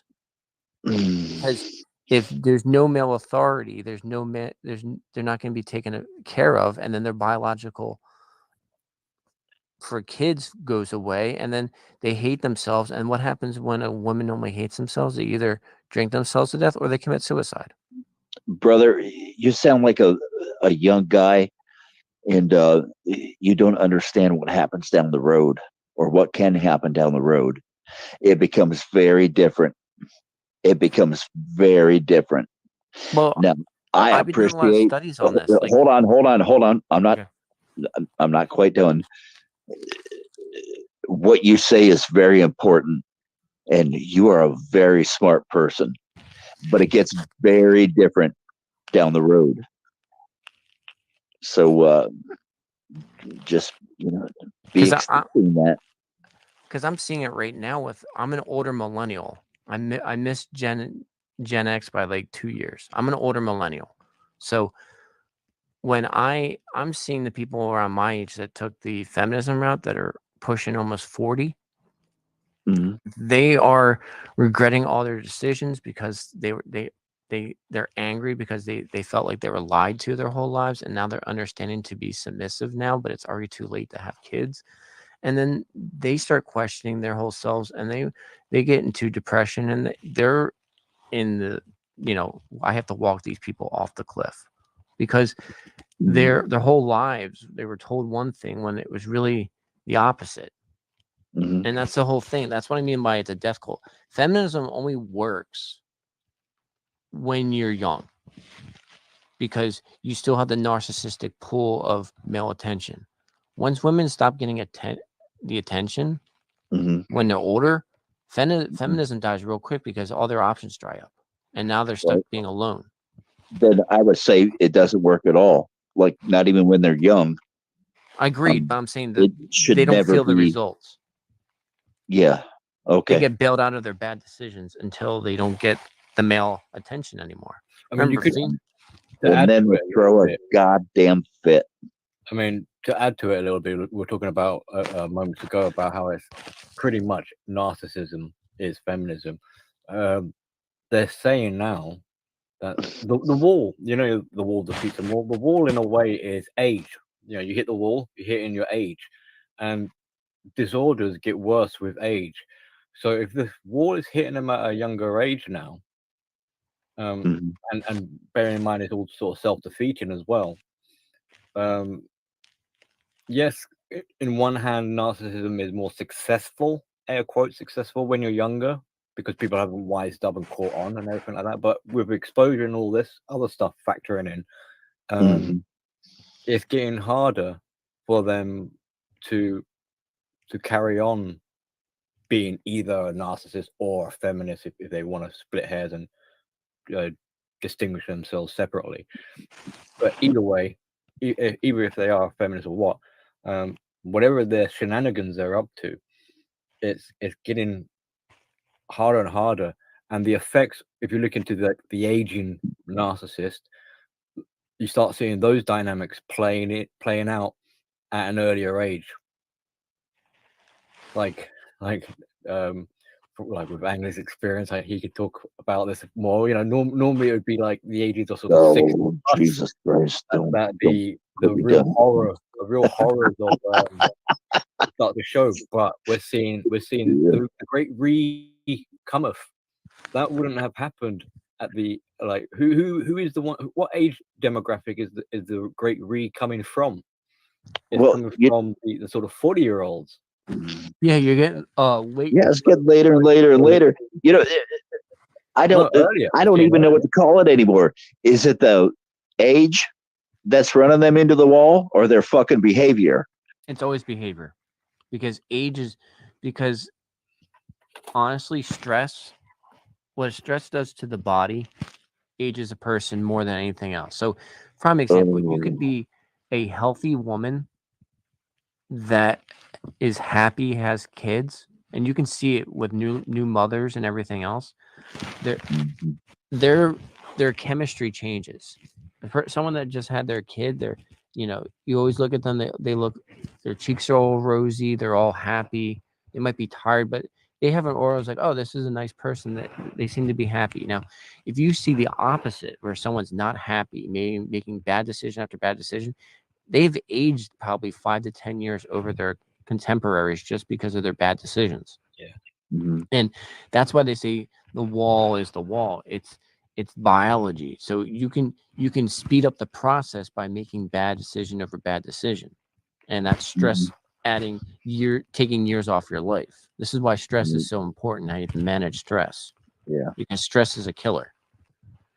It ages you more than anything else. And then the other thing people don't realize is, and I'd love to have this being one of your topics, Billy, would be, what about the correction to feminism? Because it's going to happen. You're going to have the pendulum switch the other way, where instead of being ultra liberal that society is now, it's going to be ultra conservative.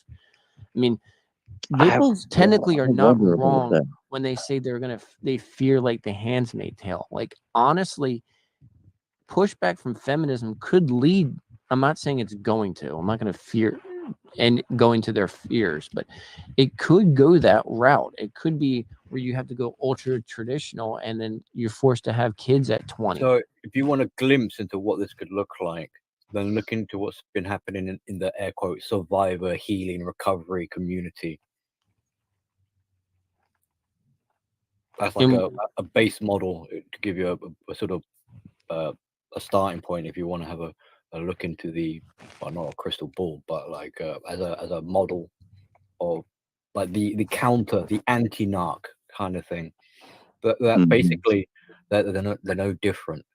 And yeah, we see this in the manosphere sort of spaces where they're saying they're conservative, they're saying they're traditional, they're saying they're red-pilled, but basically it's the chameleon with a new color skin. The chameleon. Thank Agreed. you. But in some ways, it's actually more dangerous or covert. More discernment will be required going forward, because they'll all be singing a different tune, and you won't know who is true and who is false. I'm with Billy here. It's And there was I always saying, like, agree. oh, it's I've gonna never been, it's I gonna was never a continue to feminist. get worse. It's No, gonna continue to get worse. I was never a feminist, and you'd be like, "Oh, I got a picture of you dressed up like a Mhm. unicorn." I'd be like, "Ah, no, that ain't me. I was always conservative from the beginning. I was always on your side." And it's just like, Because I only So- mention this. I mention this because we're going down the, you know, the good times are coming to an end. Bad times are coming. Everybody sees the writing on the What's it wall. called? Bad times are coming. The So lollipop trail, the lollipop trail, the lollipop trail. so people are going to start acting like more like chameleons, but at the same time, the laws are going to go anti-feminist. Because remember, Oh, in order for a group to take legitimacy, they have to discount the old practice so they can legitimize their own practice. So feminism in the future is going to be lambasted as the cause of all the problems. I mean, this is how human nature works, at least in my opinion. They're going to lambast that methodology of saying feminism was the reason why low birth rates and how society collapsed because of low birth rates. So we're going to blame feminism. Anybody that's a feminist is going to be, quote unquote, hung for their crimes of being a feminist. And then you're going to see ultra conservatism take over. yeah, I But mean, at the same time, though, there's still going to be these goddamn narcissists and sociopaths making the But they're going to be dealt decisions with. about it. so the one of the keys here, or one of the tools to remind yourself is like you're saying before with behavior, is to see what is motivation, what is driving this behavior, because whatever color or skin the chameleon changes or adopts, underneath is still the same. They still have, I mean, fundamentally, narcissism is about servicing emotional needs. So it's highly emotionally based. So whatever kind of gimmick or spiel they're trying to put out there, there'll still be that emotional need at its core. So there'll still be elements of persuasion and manipulation to get control, to get you to try to recruit you. Those sort of themes will continue.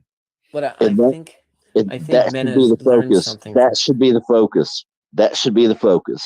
But I think men have learned not something. enough of us are, I don't think enough of us are privy to stuff like that.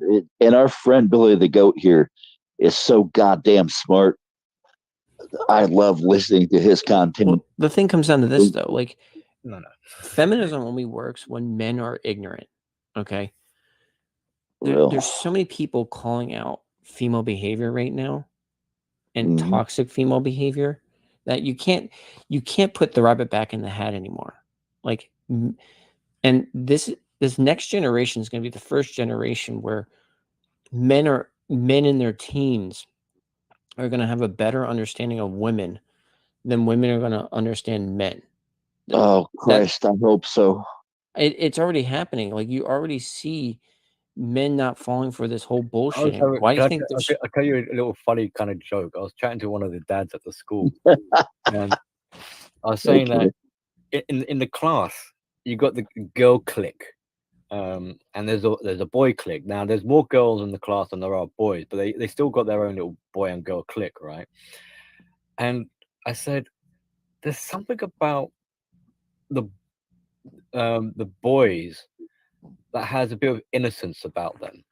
You know, they're still boisterous, they're still gallivanting, they're still up to their mischief or whatever, but there's an innocence about it. And then this other dad says to me, yeah, because when the boy says they're going to push you down the stairs, they're going to do it. But when the girl says they're going to push you, they kind of whisper like pushing down the stairs. Yeah. Right. Okay. The girls are plotting. They're, Yeah. But the thing is, now with the internet and all these channels now it's mainstream now for men are calling out women and calling out their behavior. Oh, there's so many things. What, Odyssey? What are some of the other ones? I mean there's there's TikTok shorts. There's my whole point is that the knowledge is out there now. So you can't put the rabbit back in the hat anymore. Like the tools that women use to control men, all of them are now taken away. So order for women to gain that type of man, they're going to have to change their game plan, which is going to open up another can of worms for men because all the methods we used to use are going to be outdated. But like I said, it's a transition period. Like, sure. Women are going to have to start, and you can see it now, they're starting to become more traditional. Like if you look at high school now, like, I mean, it's completely different from like the 90s or even the 2000s. Like before, like the amount of people having premarital sex in high school was like, 40%. It's now dropped down to like single digits. See, No, yes, it has. No. Bandit, where you're saying like, we want to have a discussion about the. Are you saying that teenagers are not having sex compared to their parents? Yes. It's statistical fact. They're not having the amount or the frequency as their parents did. How do you know this? There's so many ways. I mean, one thing the internet has allowed people not to be as close as they used to be. The lack of interpersonal skills is a hell of a lot worse than the previous generation. You can look at as mostly people having sex, men-wise, are the top 5 to 10%. So by law, 90% of men are not having the same kind of success.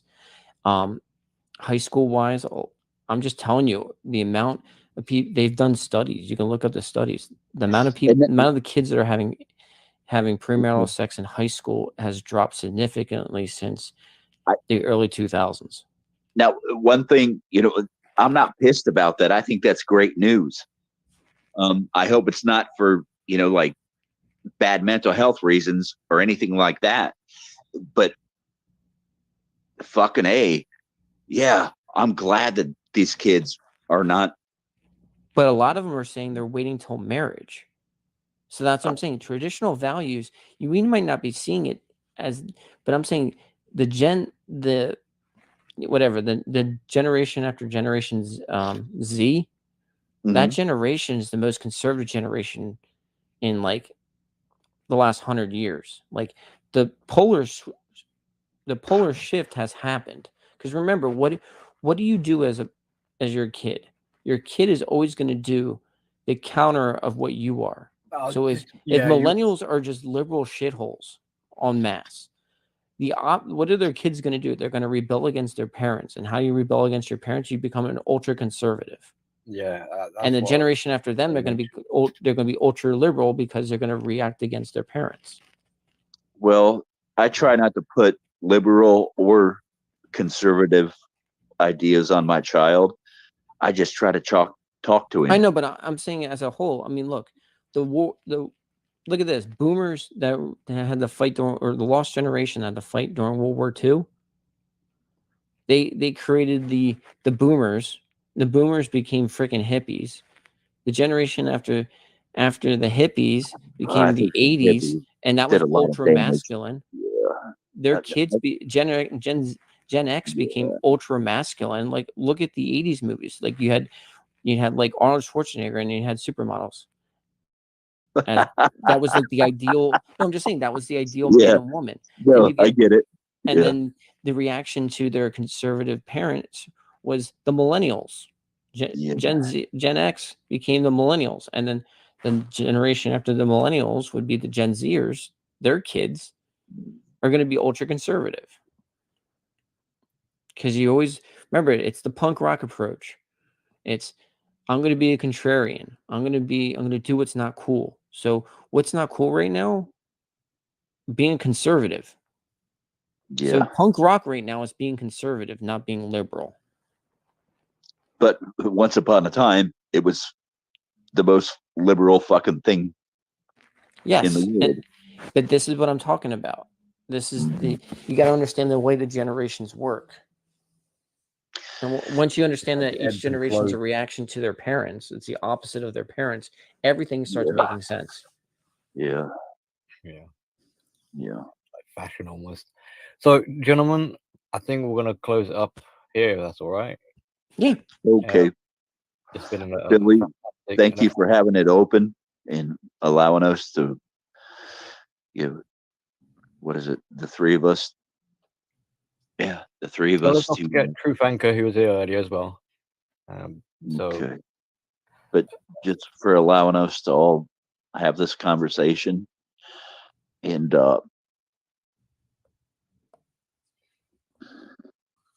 thank you. It's nice talking.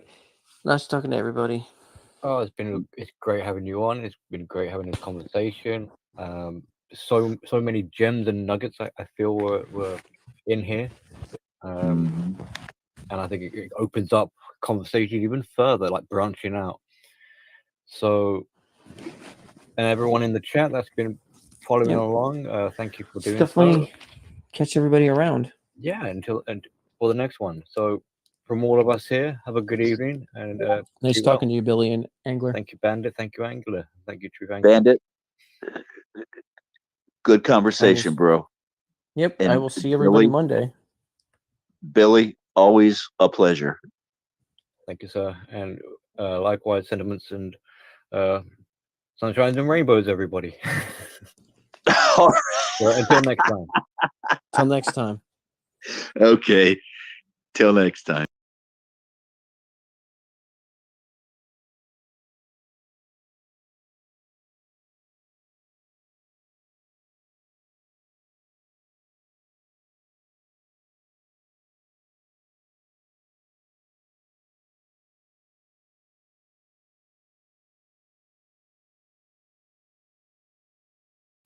Hello, check. Hello, check. I would say this was pretty interesting and entertaining for you all. Hello, Mr. Braxton, Mr. Lord Jeremy, GM, uh, Sith, and M1911, and Manlatopia, my brother, Mr. Bullards, Mr. Iridium Kush, Mr. Joe, uh, everyone. Just keep having a good time, sir.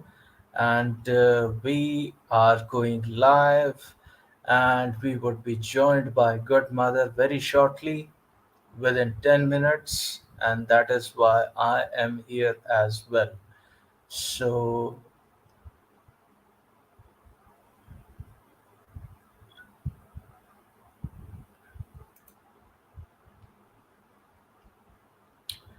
a good news for our viewers that my book is halfway complete.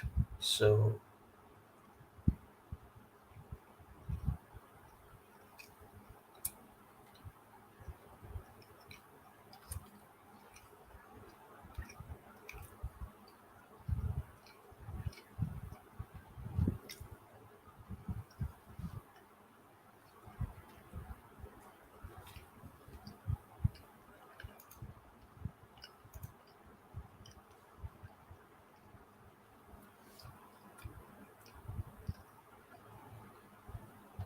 earlier I wanted to name my book Dear Men Start Loving Yourself,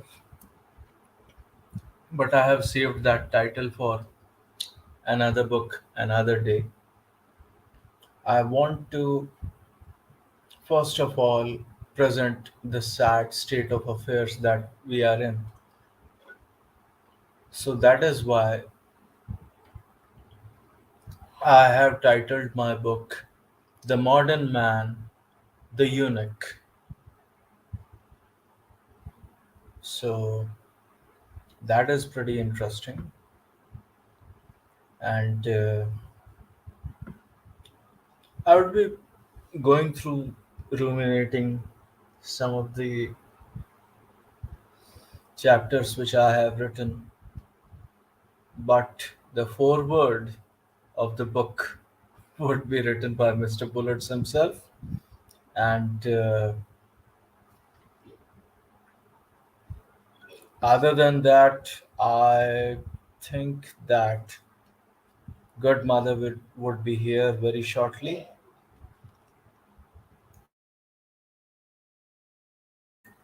And let me just check with good mother. She is coming. I think she is coming. Yes. Everyone.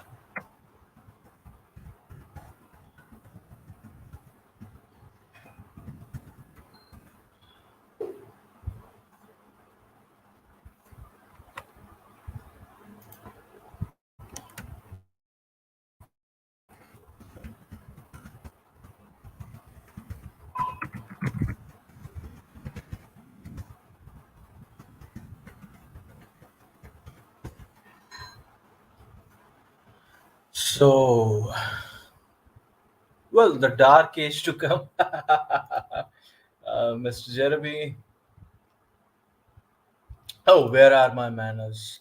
Let me give the StreamYard link up front so people have the StreamYard link. Mr. Lord Jeremy, you could come up if you want. I mean, it is pretty early in the morning over there.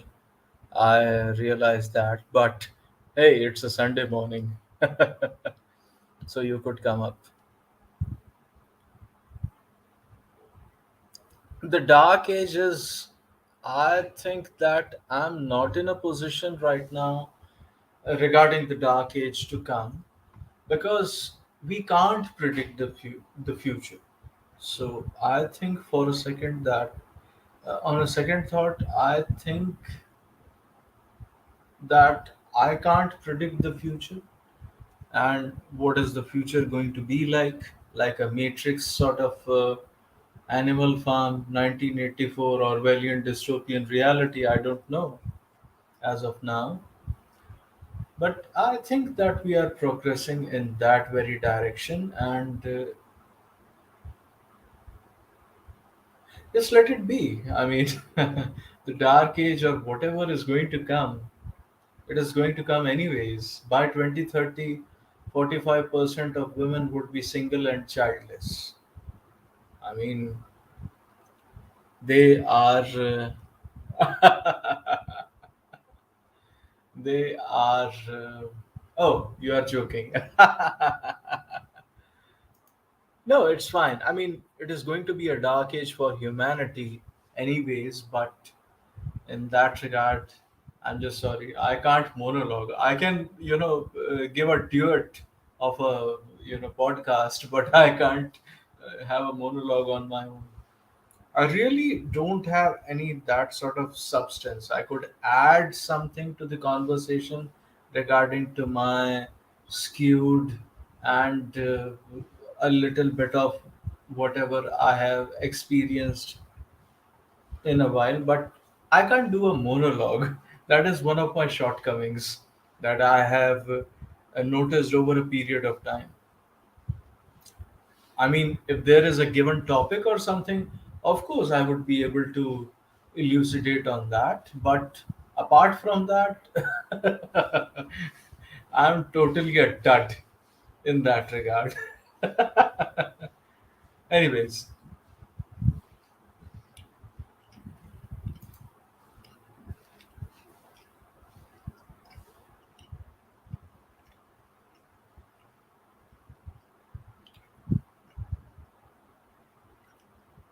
it is 4 o'clock. Oh, okay.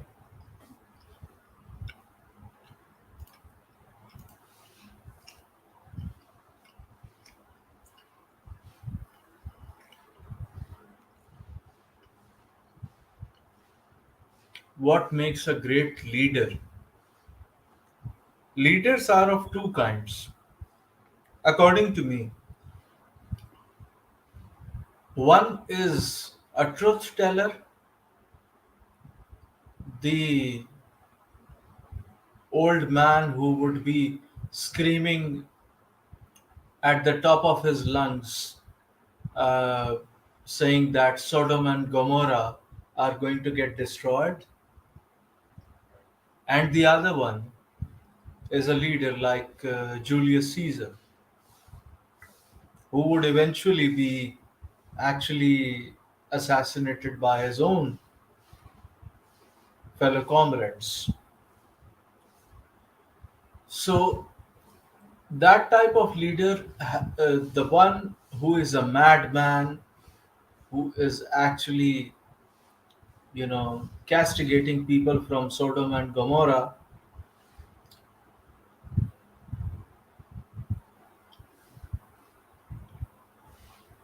warning us all about the calamity or the heaven's wrath that we are about to receive. I'm thinking that he has to tell the truth, even if people don't like it. So I think he is also a leader in that regard because he is telling the truth. The second one, Julius Caesar, he should be able to command people in a way that we would be able to actually give them a cause, give them a purpose to fight for, and they would lay down their lives for you, as Julius Caesar, Gaius Julii Caesar, and worship Jupiter in the Roman temple. Anyways, oh hi, good mother. Hello, contriver. Can you hear me okay? Oh yes, Oh, I didn't time that very well, I think. I, it's I, fine. It's I fine. timed it as to where I'm thinking we'd leave on time, but that was stupid. So did you have a listen to the stream? Hmm. A lot of great points. Yeah. Great points.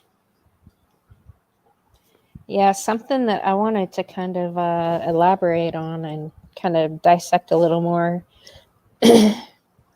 Something Bandit was saying. Hold on, let me pull it up because let's see.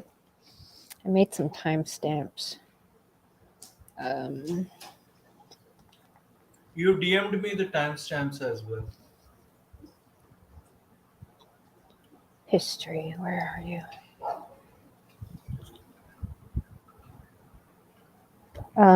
By the way, how are you? I'm better than I deserve. You always say that. Here we are. I heard you talking about your book. Oh yes.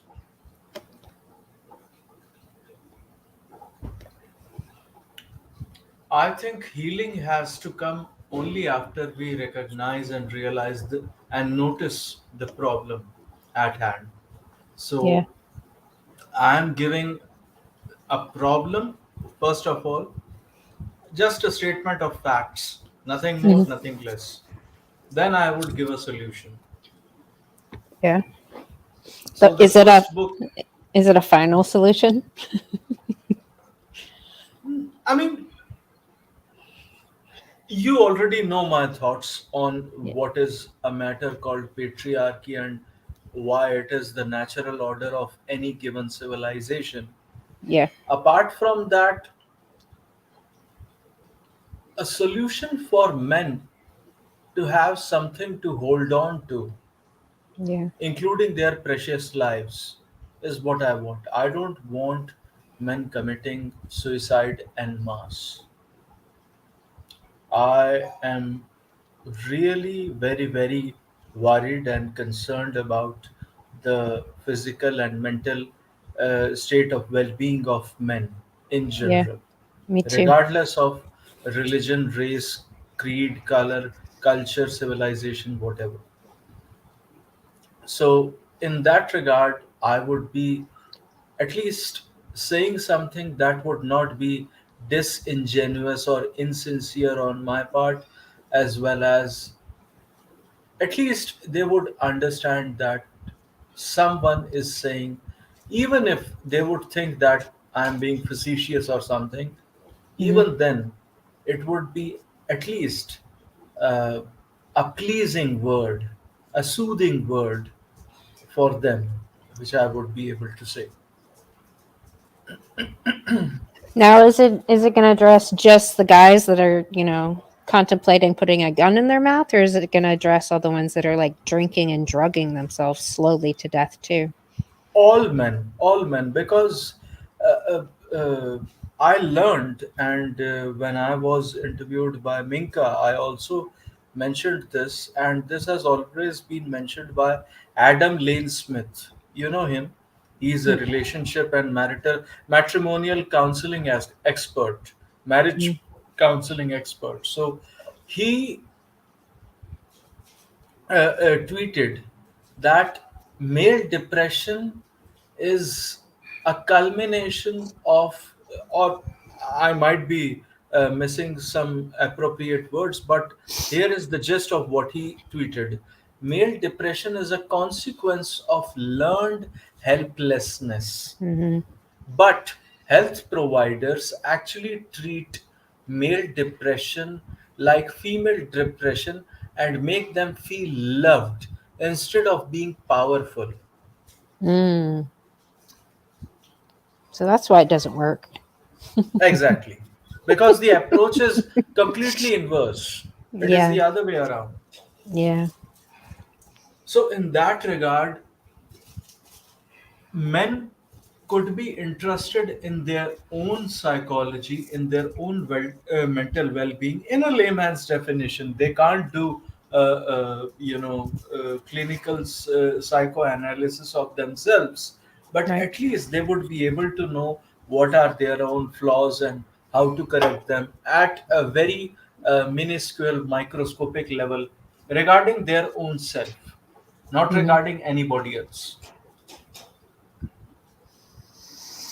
Well, from a biological imperative point of view, you take away one of those things, which feminism has, done a really good job, like the whole finding a mate, protecting, providing. When society tells you they don't need you, when your other half is like, we don't need you, then what is your solution to ameliorate that? There is there are only two consequences in that case. The famous African proverb that says it takes a village to raise a boy. Yeah. Now, if the boy would not feel loved, he would burn down the entire village to feel its warmth. Yeah. This is the full African proverb. Another one is existentialism. Okay, so you don't have to burn down the entire village and become a mass shooter or something. You have to recalculate something and do something productive. I have always seen that doing something destructive is very easy Yeah. as compared to doing something constructive. Breaking something, dismantling something, destroying something is easier as compared to constructing something. Mm-hmm. So, if you would let that, and there are some psychological aspects to it as well, then you would be able to become better at your motor functioning within your brain. That part of the brain that is quite more logical, mechanical, and vigilant in that regard. Whether it is the right temple or the left temple, I'm forgetting right now, but that is the case. So, if you would be able to do that, just like people exercise, not work out or going to the gym and becoming a gym hunk or something like that, no. Right. But if you would exercise, it actually sharpens your instincts. It actually, for a man, and I don't want to mention, but it has been written by a former Navy SEAL in his book, that if you would exercise, it actually makes your brain receptors respond even faster as compared to the brain receptors of an average individual who would be just eating junk food and sitting on his couch all day. Mm-hmm. So, the inculcating good habits within your own daily routine is not a bad thing. Inculcating some new extra craft, whether it is physical or mental, within your daily routine and your life is not a bad habit.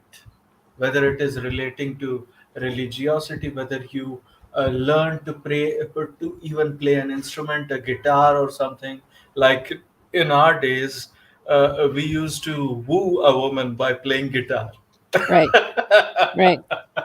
So that was the days where girls would, stand around, flock around that guy who is actually being able to play guitar, because they are all mesmerized by the guy that he is playing guitar. So we Right. used to. Now you could be learn how to rap, you could learn how to write lyrics. I mean, it is also a form of making money at the end of the day. You are Yeah. putting food on the table. And if you are doing on the sidelines apart from your main job, I mean, why not? You could do that. Apart from that, you could learn martial arts. It gives you some endorphins and feel good chemicals that you would somehow get it out of sexual intercourse as well. Mm. But even at a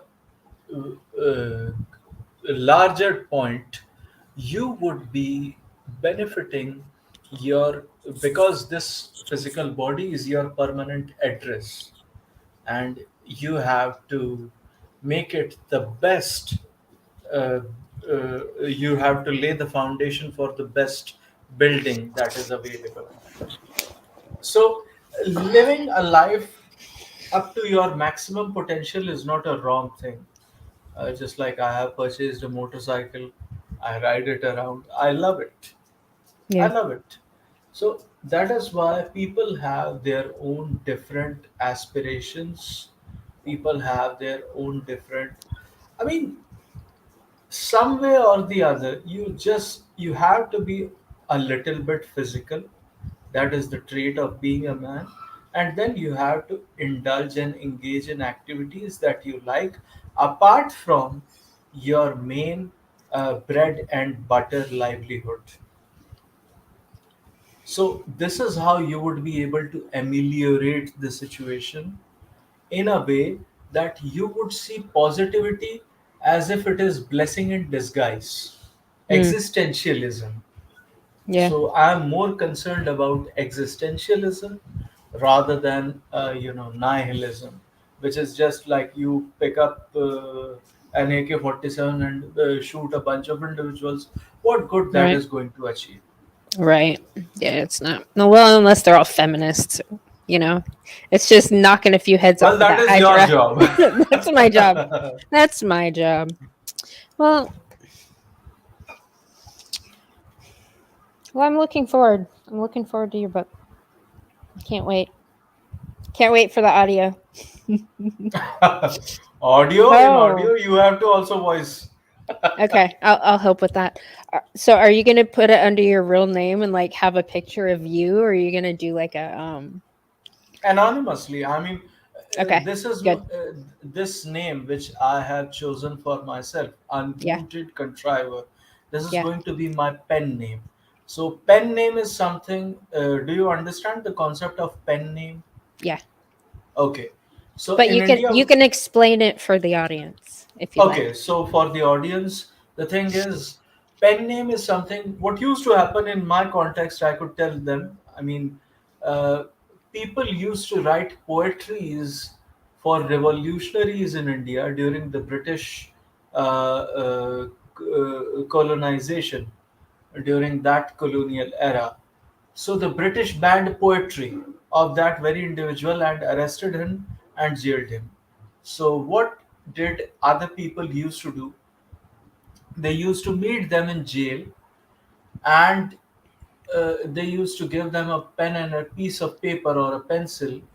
They used to write it down under a pen name that would be completely different, sometimes even leaps and bounds apart from what their real name or their real religiosity or their real culture actually was. For example, Mhm. if I say my name is Jimmy.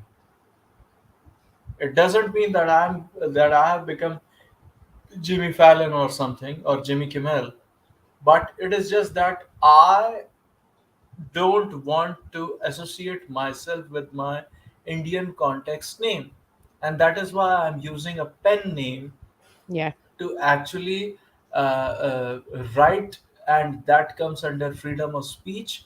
Even though it was banned, people used to use it as a contraband sort of counterfeit goods and supply it around so that people might get motivated by it, by someone who is in a jail cell writing poetries for the revolutionaries. So that is why pen name is very necessary, and Yeah. this is my pen name. I'm not going to let it go, and Good. that's it. Good. Good. Good. Because you have to protect your livelihood too. You know. I mean, livelihood in the sense, I have no problem coming in, on up with camera and with my real name and my real identity as well. It Yeah. is But the just that what I have gone through, yeah. I don't think it is much more feasible and worth the hassle. Yeah. I Plus, I can don't. do that still. I don't think it's necessary. Honestly, I don't. I don't think it's necessary at this point. I would do more harm than good.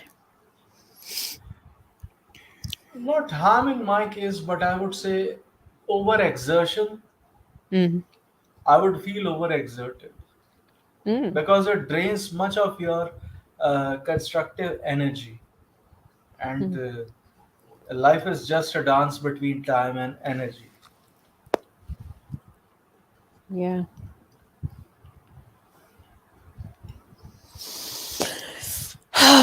Well, I've learned quite a few things the past few weeks. Oh wow! So much. Please, could you elucidate on that? Just watching people. It's something Billy brought up in his stream. He wants to do talk about discernment on his next stream, and when rules can be broken, or how to discern which rules to break and when. I want to get in on that stream because I might need a little bit of therapy in that regard. But yeah, just I don't know. I've been, how do I say,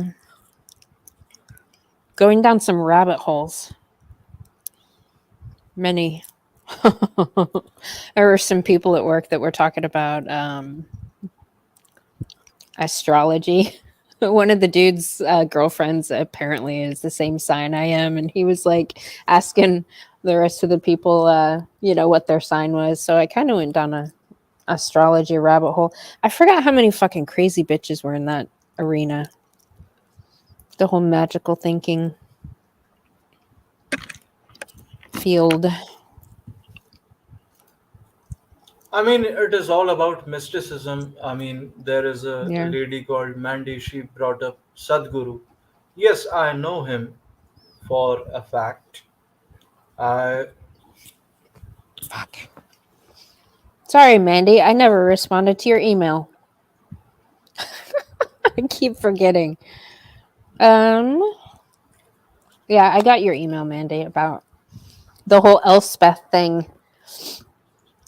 And I just brought up the INTJ thing because it was very, or INFJ thing.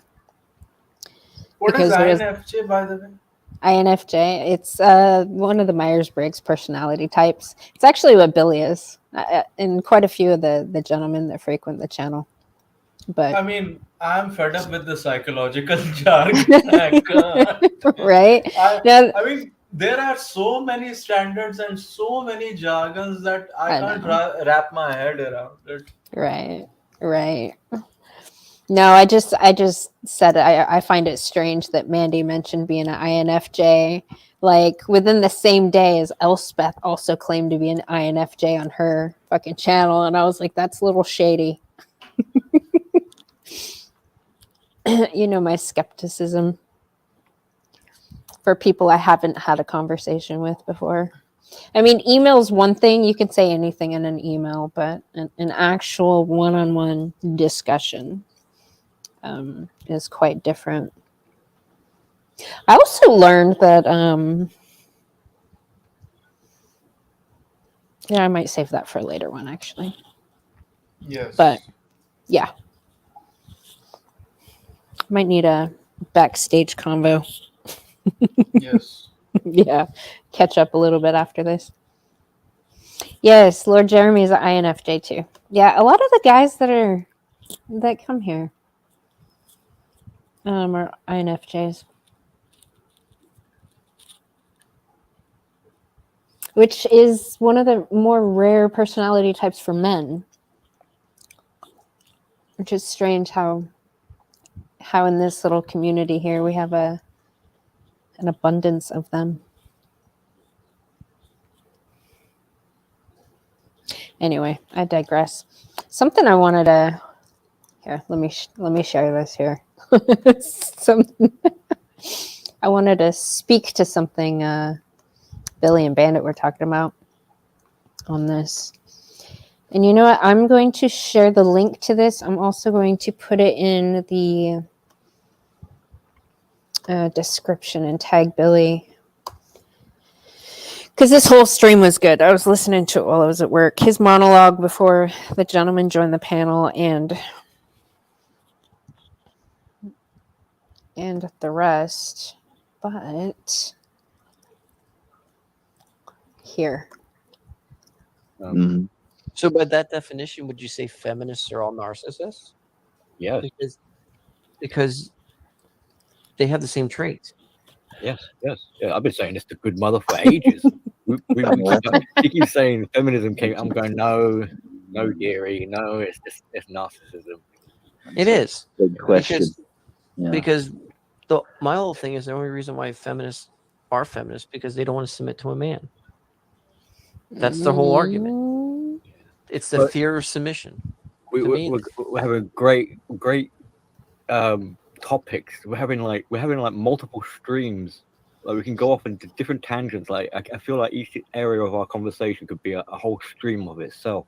I'm gonna have to like shut it down in a few minutes. If that's all right with you. Okay. Yeah. No, you do you, It Billy. is definitely getting all over the place, but No, but yes, it's great. It's great. I agree as well. It's flowing. It's also it's flowing into each other, but it also shows how interconnected all these different topics and subject matters are connected. Which is like, as we were saying earlier, like we want to avoid the simplicity of things. So this, I feel at least anyway, that this is a mature conversation to be had. You know, yes, we are sort of navigating all over the place, but we're not bumbling about. It's not for no apparent reason. It's because it matters. I think it would be nice.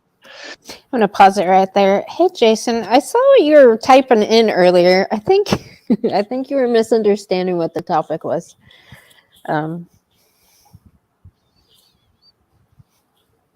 But what Bandit said about feminists being narcissists, yes, and that's something me and Billy agree on.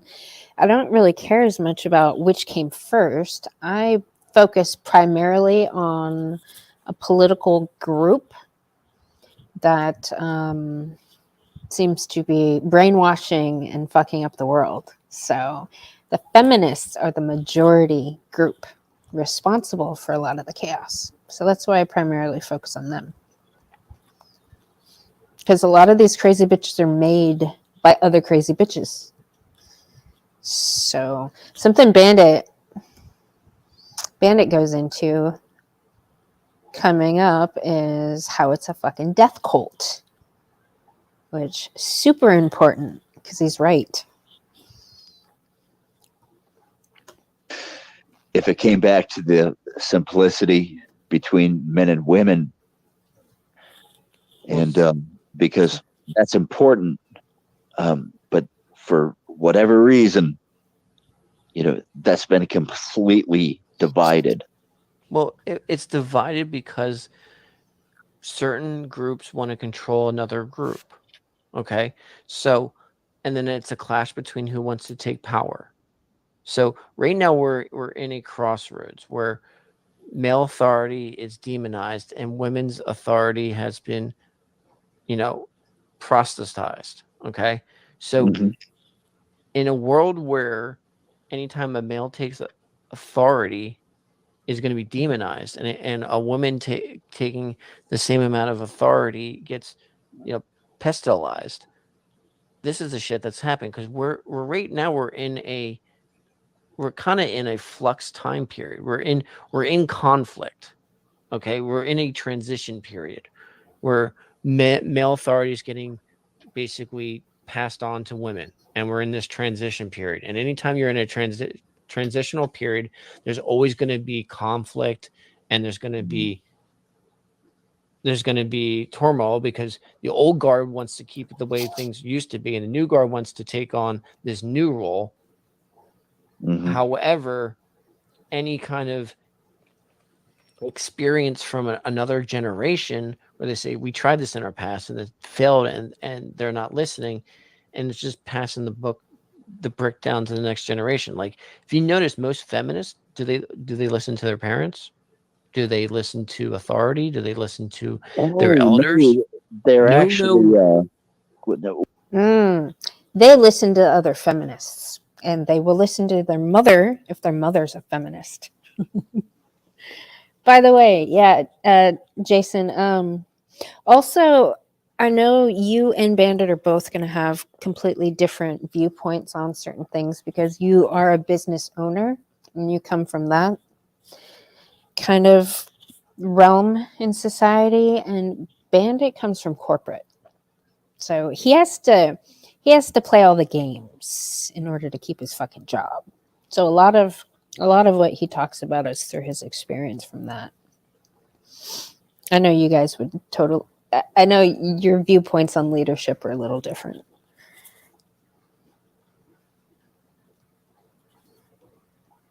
It's different when you're spending your own money versus somebody else's.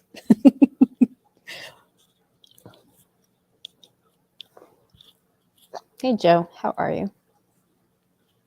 But yes, feminists, they do listen. They see authority as other women who they want to aspire to get into some kind of position like them. So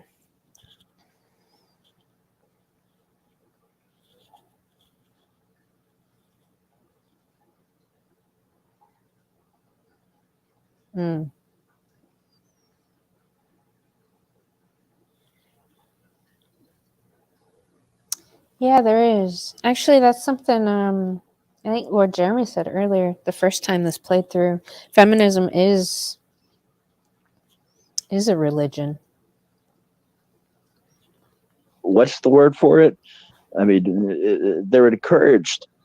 They are. Yeah. They're enabled. Also, during turbulent times, I mean, with a little bit of crowd psychology thrown in here, is it creates a gateway opportunity for manipulative people to take advantage. When everyone is all disorientated and there's chaos all around, that's an opportune moment for a dictator or a tyrant to slip. Ooh, I just noticed Cybertoxin was over here. I wonder if he followed Angler. That's funny. Well, we don't know as of now yet, so let us just leave at that. Yeah. Slip in there Oh, and start taking Jesus control. Christ. Yeah, they Yeah. show up. I would argue it's more of a cult, because I consider feminism as a cult. It's not because cult. the tenets are of a death cult. Yep. It's literally asking for the destruction of society because of feelings. Okay. So you're dealing with cult personality. You're dealing with like I like to call the Star Wars approach. You're either with us or you're against us. Like, people that talk in absolutes are in a freaking cult. Well, a slight pushback, but not really, because normally a cult would be defined as having like a figurehead or a leader. But I think in what we're Which this cult, the leaders are women. It's a sex-based cult. So that's why the figurehead's a fucking hydra. Has many faces, but all has the same genitalia.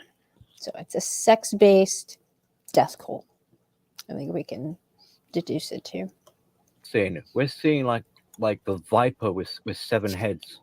So it's still there is still a Right. forefront person in a way, an entity or sorts, but it's got multiple heads. But you're still the leader of feminism is the destruction of the man. So the person they're demonizing is the person that they're pestilizing at the same time, because feminism is taking all male authority away. So what are they envious of? Male authority. So what happens when they slay? No one talks about this argument. What happens when they finally slay the evil man? I would have to Right. agree more with Billy here. No, but Angler kind of fucked up the flow of this whole thing, but Contriver, what happens when they slay the evil man? Well, as a society, I mean, this is what has been mentioned by Aristotle as well in his famous quote: masculine republics give way to feminine democracies, and feminine democracies give way to tyranny. In that regard, if you see the history of historicism, the erstwhile Roman Empire, when the Roman men stopped going to the Roman legions and getting inducted within the Roman legionnaire uh, after the age of 7, just like the Spartans used to do. That is how they destroyed themselves, basically, because then you would have to rely on men from one of the world's oldest profession for men, that is being a hired gun, a mercenary. And mercenaries only fight for chump change. They don't have any loyalty or any sort of affinity with the land or the culture or anything itself. And when they when all these Germanic pagans who were inducted in the Roman legionnaire, when they saw their own brothers on the other side of the river, they said, to hell with it, we are revolting. It caused a mutiny, and Roman Empire fell on its knees and never got built up again. Right. So, as a civilization becomes less masculine, it is taken over by rival masculine civilizations. That is why you would see more and more Bloods and Crips, more and more MS-13 gangs going on in not only in Florida, but also in southern parts of California and elsewhere. Why? Because nobody wants, because these people would make their own rules. To hell with FBI, to hell with CIA, to hell with the world's largest and greatest military in the world. Right. They don't give a damn because Right. the demography is getting changed. Right. Demography is what defines that you are going to speak in English or you are going to speak in Spanish. Right. So Right. those who have numbers, and another French philosopher, Auguste Comte, once said that demography is destiny. So it is all a matter of demography at the end of the day. So they are going to have children. They are going to have more and more people from Honduras, Nicaragua, Bolivia, Peru, Mexico, Colombia, uh, Cuba. Why? Because these people want a better life. And what are they after? The welfare system. That's it. Yeah. That is the biggest conspiracy theory.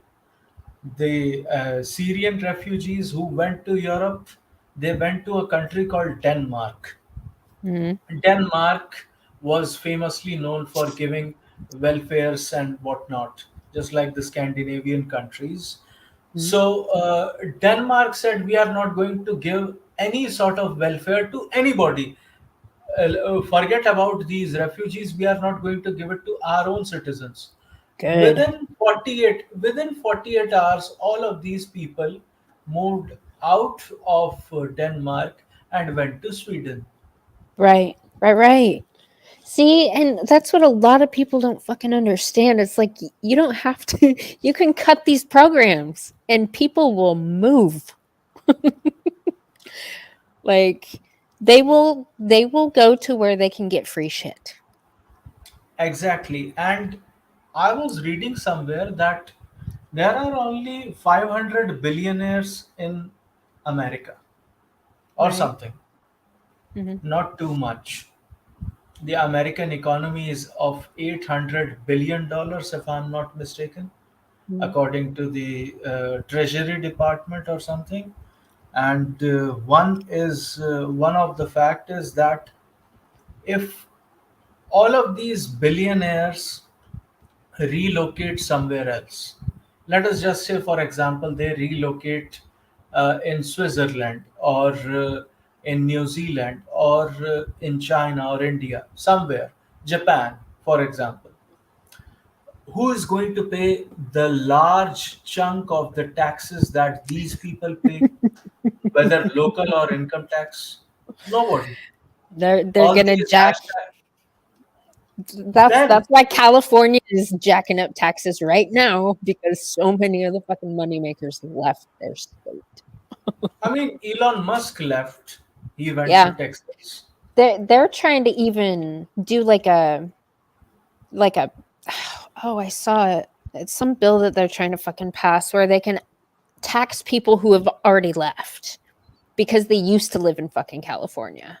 Like Exactly. they're they're hurting bad.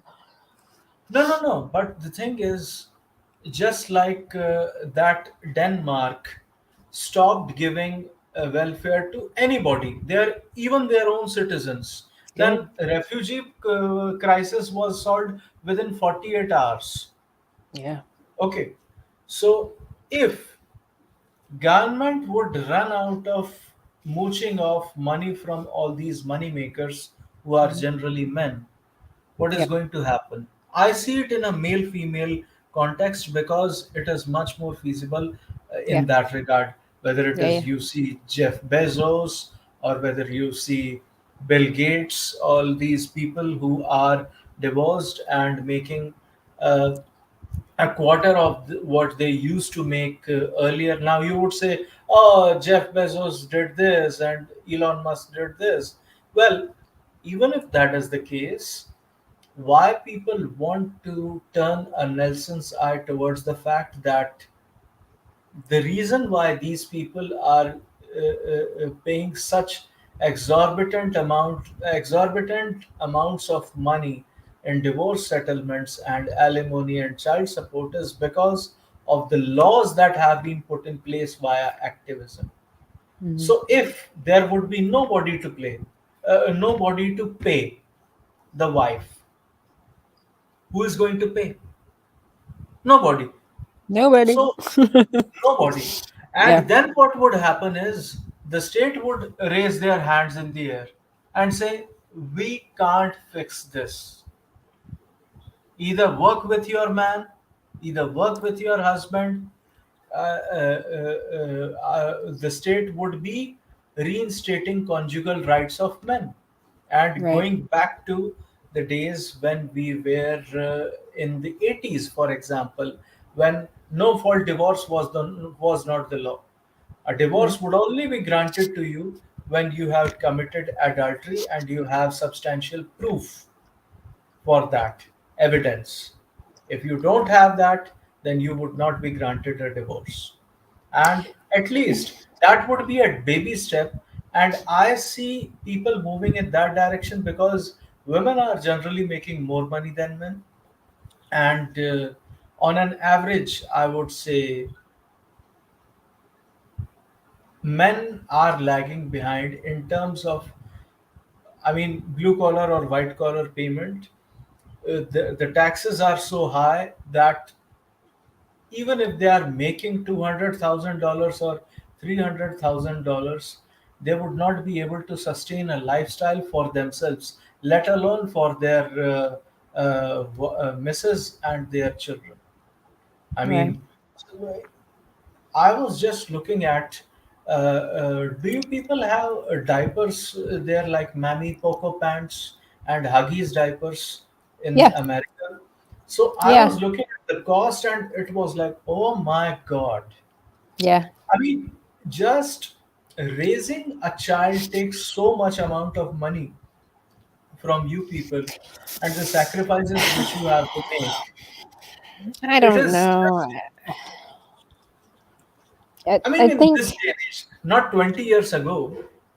I'm saying yeah. today. Yeah, I guess with inflation, Yes, it could be pretty bad right now. yes. Yeah. I mean, otherwise, it is a humanly instinct. It is, I mean, it can't be counted for anything because it is our own flesh and blood, Yeah. and we would gladly do anything for them. But I, at some point, you have to make a wise decision. This is Yeah. not a wise decision. And Right. for men, I have said that existentialism works. A peaceful mind would work.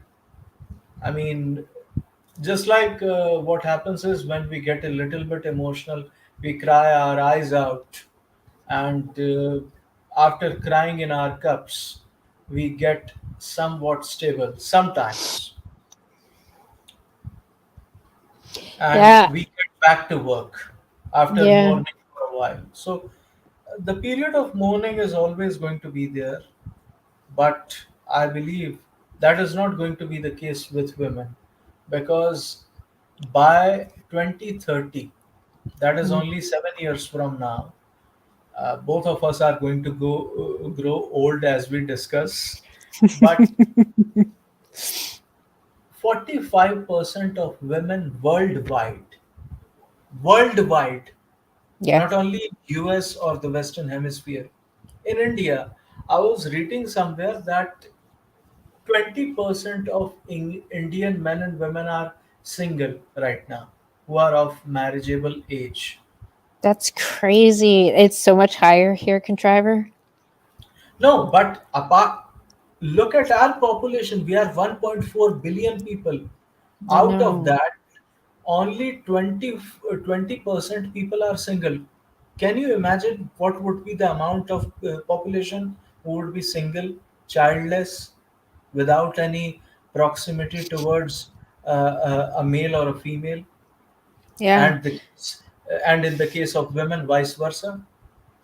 Um, Here in the West, in Western countries, I think it's like 50% of women right now are have reached the age of 30 and have never had a child.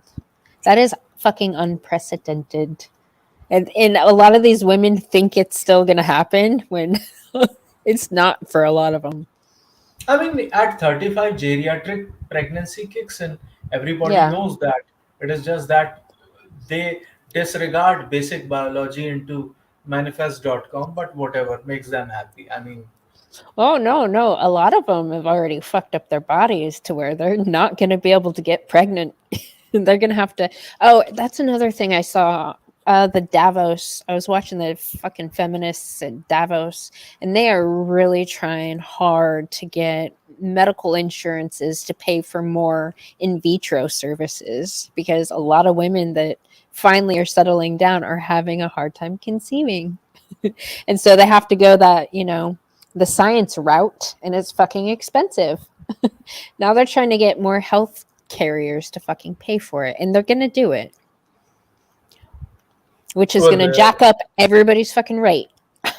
Like, it is not about, okay, for example, they want an intravenous fertilization mm, IVF mm, treatment mm, that should be subsidized or given free to women by the state. Well, someone is going to pay the price, perhaps a sperm donor, because because it can't be free. Nothing is free. I mean, if we go to a Whole Foods Mart or something and we fill our own trolley full of things that we don't want because it is free, and the shopkeeper or the shop owner actually says that, uh, I mean, he is going to charge an exorbitant amount of money. Why? Because both of them are not paying for it. It is free. So someone yeah, else is going to pay for it. And who yeah, is that someone else? It is just like not robbing Peter to pay Paul. It is right, robbing Paul to pay Paul, yep, because it right, is the money, ultimately it is the money of the exchequer, that yeah, is a taxpayer individual, whether a man or a woman. yeah, And that is why mm, people think that nationalizing or subsidizing or making it free is going to take care of everything. Well, the cost price of other health products is going to skyrocket, yep, just because do you think that how much it costs to take a disposable syringe within America, or an injection, or shall we say a saline water, intravenous IV, or an IV stand, a ventilator, medicine? These costs are phenomenal. hmm, X-ray diagnostic centers. oh yeah, With I mean, I was looking at a video where a British doctor, Indian origin, and an Indian origin Indian doctor were responding to the medical bills of people from the United States, and they were like, in this sort of amount I could buy an MRI machine, right, hundreds of thousands of dollars, and without any health insurance or something, mm, people are going to die right. in America, and I always feel very Well, sad towards. actually, no, no, no, no, because I think we have something here to where even if you don't have health insurance, like they can't refuse you service. So if you go like for an emergency or something, like they have to treat you and then they bill you and then you don't have to fucking pay for it. Really, Yeah. because what I was seeing in that video, just going into the emergency room costed him around some thousands of dollars. Yeah, but they bill you. They have to treat you. And then they just send you a bill. And Good what if morning, John. someone is, what if some, good morning, sir, Mr. Gone with John. What if someone, heavens forbid, is not able to pay? Then what? Then I don't know. I mean, I just look at my mom. My mom had so many fucking, I mean, she was all sorts of doctors and shit, and they would just bill her, and she never fucking paid them. So, That is what happens. Now, in that regard, hospitals are also not charitable institutions.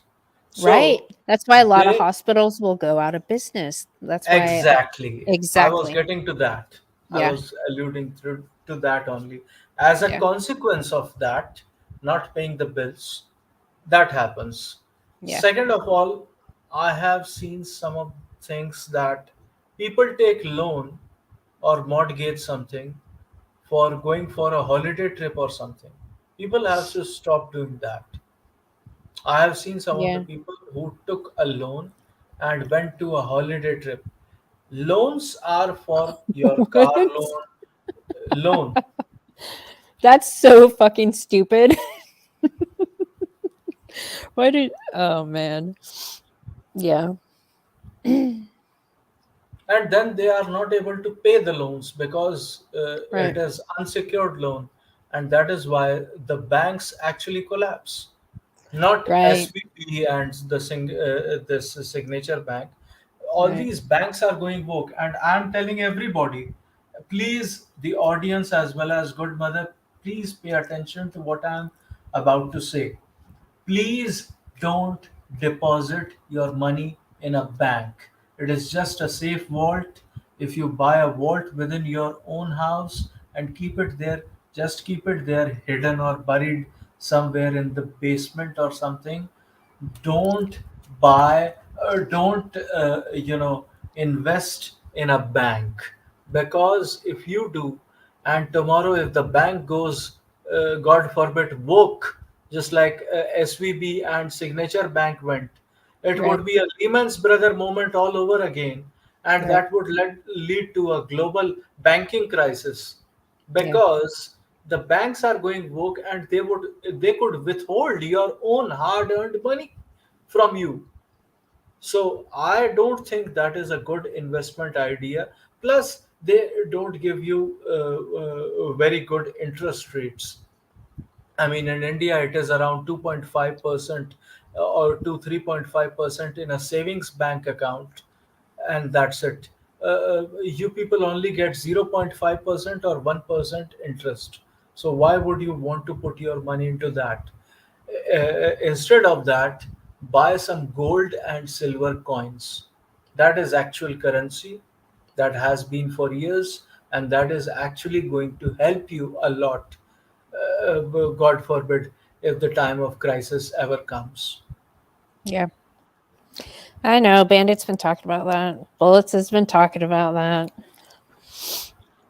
I have been talking about that, and Yeah. I have been in the banking sector myself.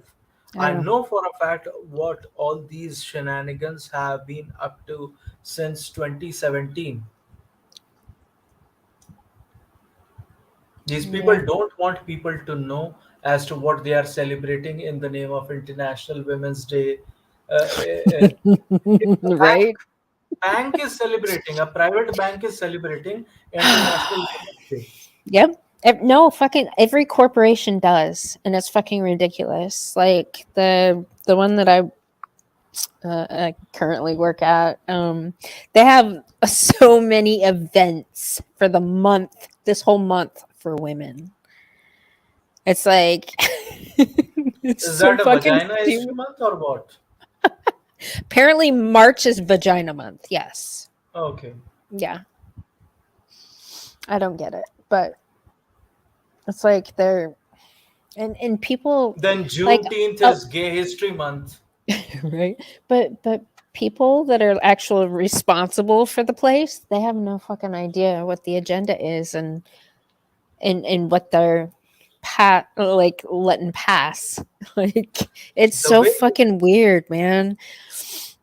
the way you said that, Yeah, I know for a fact that the upper echelons actually know nothing. They are they only don't. concerned. They are only concerned about making profits in their annual statement and annual report. That's Yep. the extent of it. Yeah, yeah, These middle level and lower level managers, who are generally women who have come through MBA in HR and whatnot, yeah. uh, they are getting a free pussy pass because they are the ones inculcating all these habits and making the banks go woke, making the businesses go woke. And once you go woke, you get broke very soon. Yeah, but what's bad is there. Okay, so in like the like the middle echelons, we'll just call it. There could be like two people in the same position technically, right? One's a man, Okay. one's a woman, and the woman will be doing the feminist fucking agenda, but she'll tell the man who's her equal something Hmm. completely different. She'll tell her boss something fucking completely different. Same thing at Texas A&M when Chancellor Sharp put out that statement. And I saw it in the faculty senate meeting. Like him and his guys were talking about, you know, DIE initiatives at Texas A&M and how, oh no, that's not what we're doing. We've been told XYZ. It's like these crazy bitches are telling them one thing but doing something else. So Sharp literally fucking lied. He said that there has been no person hired and no student admitted based on DIE initiatives since 2003, and that is fucking bullshit.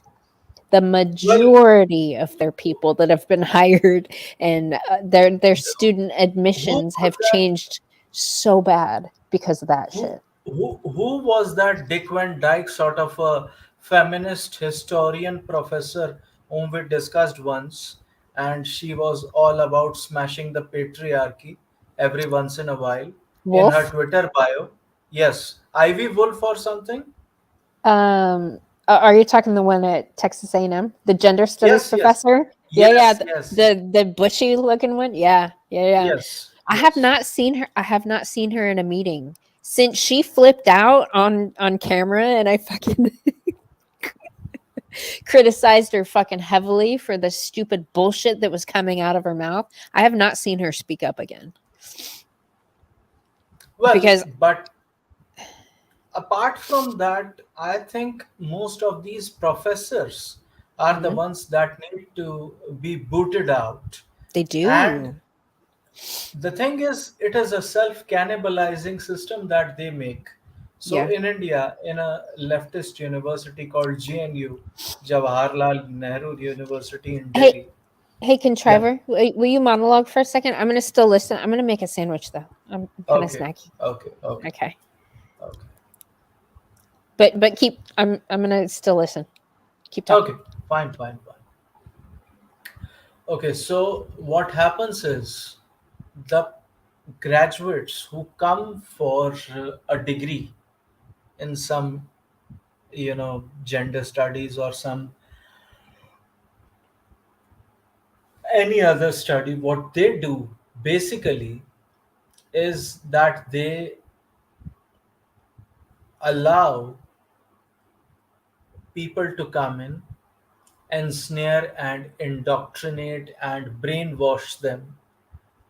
Then, when they are completely brainwashed and they are just a yes men, then they inculcate and induct from within those leftist students the very same next generation professors. So it becomes a chain reaction that I'm helping you today as a professor to get inducted, even on ad hoc, in this particular university, which is totally leftist from pillar to post, from top to bottom. So I would inculcate you, I would induct you as a trainee professor or as an assistant professor, assistant teacher, and we would make you permanent within 20 years or something. You would get the same salary. You would be an untenured professor for a while, but that is the job that is in India we call it as being on ad hoc. Now, when your temporary job actually becomes permanent, then you start inculcating those very same leftist tendencies that you have been brainwashed for since your days at the university as a student. And then the programming and everything which even KGB defector Yuri Bezmenov talked about is very much the same. Well, you have been brainwashed. You are broken goods. You are doing nothing good to anybody. And if that is the case, you are going to create more of your splinter cells, if possible, or some of your sleeper cells in this case, if possible, and you are going to destroy the country and a civilization. It is very easy to do activism because it is all psychological. You just have to prevent You just have to present the other party in a more humanized way, in a more humanized form. You know, uh, just like women, when they were burning their bras, um, they had an unholy alliance with the churches in the 1960s, if I'm not mistaken. And the church congregations entered into that quote unquote unholy alliance with the bra burning feminists so that they would be able to teach the husbands a lesson if prostitution gets criminalized, and they would go home and cater to their wives, their better half, as they call it. So, this was the agenda behind it for a completely different reason, but always, as we know, the road to hell is always paved with good intentions. So, in this case, anything that provides some sort of catharsis to a man, even in terms of sexual release or whatnot, it should be snatched away from him. Everything masculine should be gouged out from his guts and make him watch while we eat his heart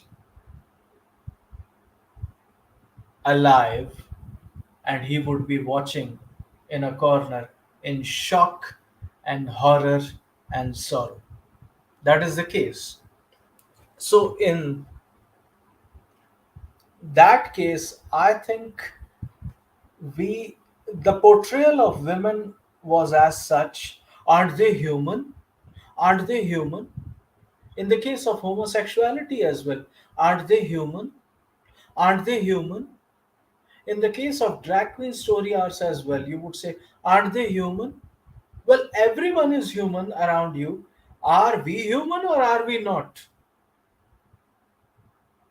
I mean, it is about time men start doing some sort of self introspection in that regard and thinking as to whether they are human or not. That would solve much of the issues regarding them prioritizing themselves I don't know. over the rest of the ungrateful society. I don't see feminists as human. I know they're not women. There's nothing adult about those females. Which is the greatest mass murderer of human history, Ma? Let me ask you a great question. Mm. The Oh, I know this one. Hold on. What's her name? That crazy bitch that was all pro-abortion. What's her No, name? no, no, The no. feminist. Margaret Sanger, no, Yeah. No. no, Who? no. Uh, when I asked this question to a man who was definitely blue pilled and was my colleague in a bank, he said, well, it must be Adolf Hitler. I said, he only killed 8 million people. Then he said, then it must be Mao Zedong because he killed 60 million people. I said, not him as well. Then he said, okay, so then it must be the fascist from Italy. What was his name? I'm forgetting. Then he switched on to Joseph Stalin. He killed 40 million of his own people, the Holodomor massacres and whatnot. I said, not only that. Okay, so you tell me who are the. Then he said, Genghis Khan. Genghis Khan. 1 in 5 of us, 1 out of 10 of us carry his DNA. So I said, Right. also, not him. He was more busy about procreating rather than killing people. Right. So then I said, what if I told you that there, if you, and he was pro life, by the way. He was pro life, but a blue pilled man. So that is how I red pilled him many moons ago, 6 years ago. I told him, what if I told you that 1 billion children have been killed. 1 billion, billion with a capital B. Then At the he said, hands of their own mothers. he said, by whom? How could the children? And he got actually very angry because he was furious that children getting killed. So he said, where? Is it in some country in Africa or Latin America? Where is it? Where is it? Because his human curiosity kept, demanding him that the answer of the question be known at the earliest. So I Moon said, boots. so I said, uh, so I said, by women. So he said, by women? Women have killed children? So he was going through a stage of cognitive dissonance where he Mm. could not ascertain that women could also kill children. I mean, I have been fed the wrong way. Then I showed him the statistics of 1.25 billion fetuses Mm. have been aborted by women. And when I showed him these statistics, which Lord Jeremy also came up with, and then I showed him what feminists actually say, and then But I showed him the only euthanasia. Yes, contriver, the only way that they convinced these crazy bitches to do that was to like coerce them into believing that they weren't actual people. the thing is, They the thing dehumanized them. again, even if I take your word at face value, the women who are mature enough to procreate a child with a man Mhm. don't know for a fact as to what it is. They certainly know. It is just that under the expediency of law to rub it in the society's face, they get away with it. Yeah. And they do it without any remorse. That tells me that Yeah. women never loved a man to begin with, his own male Well, counterpart. we have a lot of women right now that are feeling a lot of remorse and regret for their terrible fucking life choices. I know a lady that's drinking herself to death currently because she aborted her first baby, and her second two were daughters that she convinced to go to college, and now they're these strong independent women in their late 30s, and they're never getting married or having children, so she's not getting any grandbabies there. And then her fourth child was a boy, but he ended up being gay, so she's drinking herself to death because she wished she had grandbabies, and she regrets aborting her first boy because that might have been. I mean, this is still a very fucking self-centered mindset coming from this old ass feminist, but she regrets aborting him because maybe he would have given her grandchildren. I'm like, are you fucking kidding? That's your regret? Like, still selfish as fuck. Like, it's Women bad. actually, but the thing is, even if that is the case, Mm. first of all, I don't consider it to be the case that women have been taken on a ride to believe Right. that it is just a collection of cells. First of all, Dude, they know for a I they had a know for client who fucking nurse tell me that the collection, give me the collection of cells spiel. And you know what? I I told her that story about this other lady that I know, and I haven't fucking seen her since. Like, we I had a little bit of a heated discussion about this well issue, and I have not well seen her again.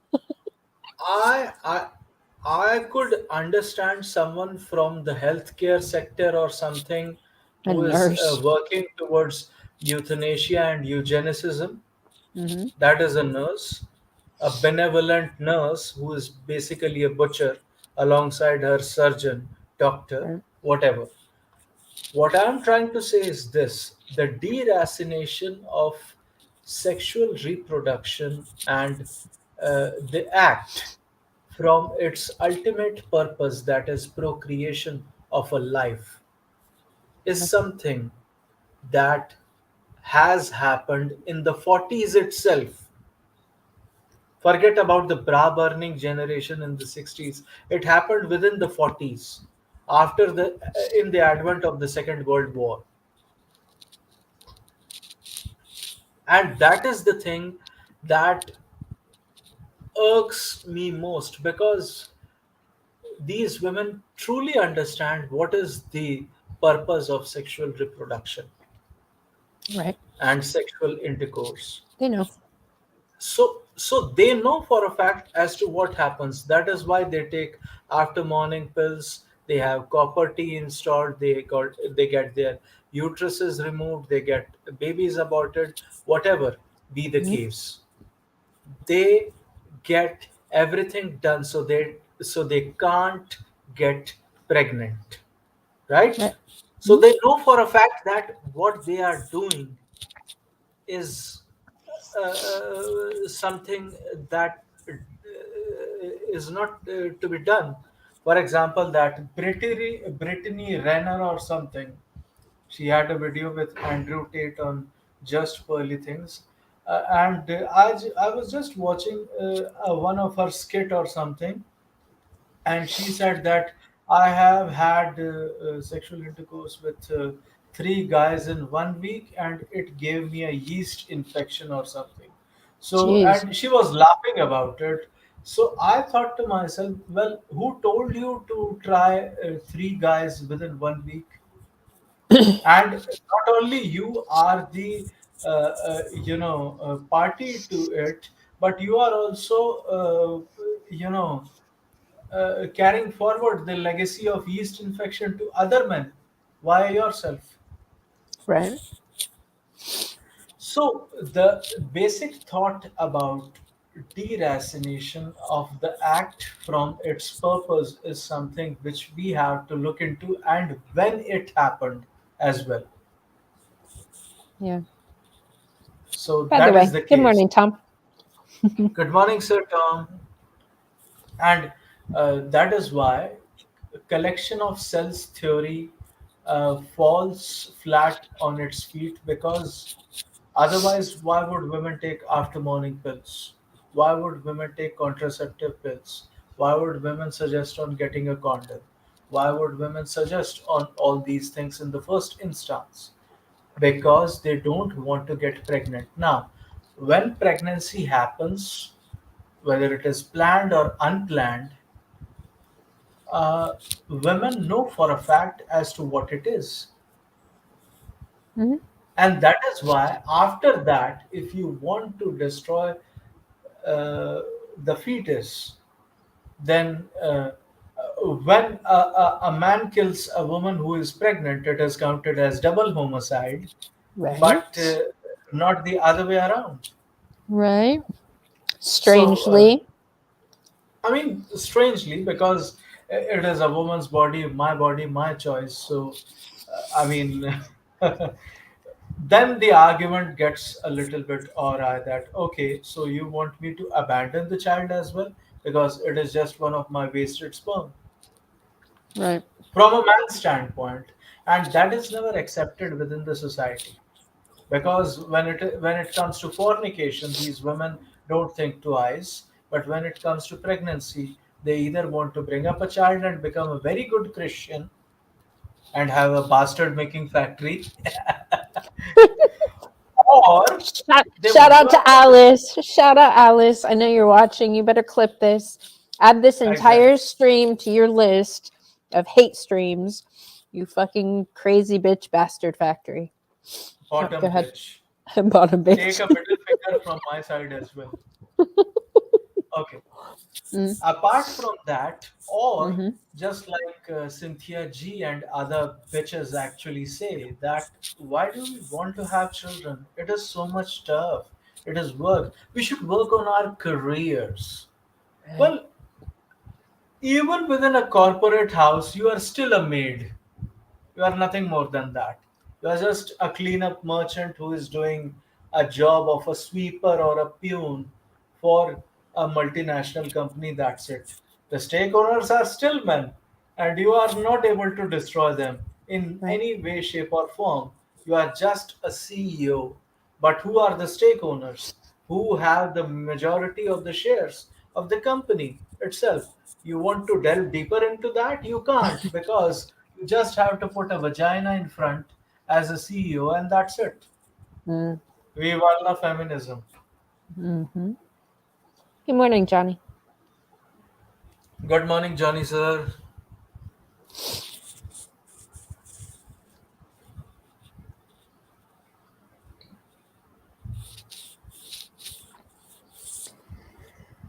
Yeah. Blue pill. So that friend of mine has Hmm. gone through a catharsis that, oh, he went through an epiphany. But the great thing was, he was a married man with children. He loved his wife before red pill and after getting red pilled as well. Hmm. Loving does not mean that he has become less vigilant. It means that he has become more proactive in raising his own two daughters. He was a white man, by the way, Good. and raising children and everything. He has cut back on his working hours, and he said that I'm going to work according to my own convenience, because the greatest gift of God on earth is what I have, my family, and I have to cater to my family first of all, in a way that, and that is why his wife actually complained to me once that what you two guys actually talk about, because he has changed a lot. Yeah.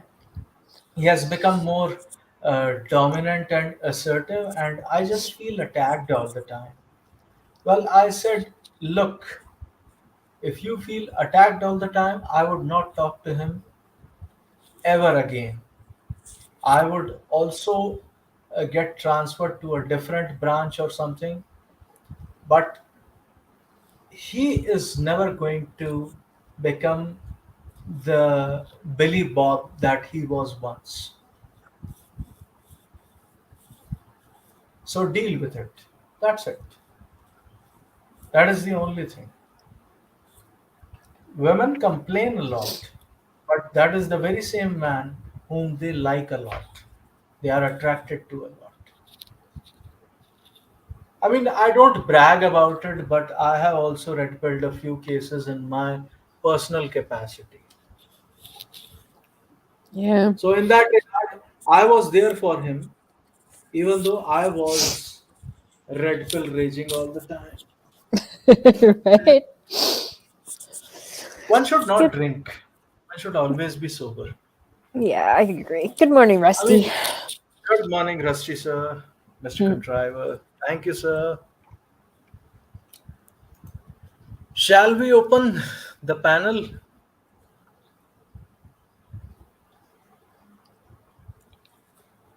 or Um, do we have something to discuss? no, not on a stream. I have something to discuss backstage, I think. All right, let us discuss that. Shall we end the stream? Yeah,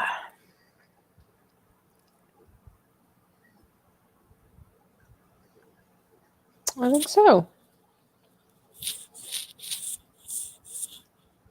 Definitely. Then, I know uh, Rusty just got here, but I mean, Rusty and I, if Rusty is here, we can talk to. Is Rusty on Discord? yeah, he's on Discord. Okay, Rusty, I am in Good Mother server, Discord server.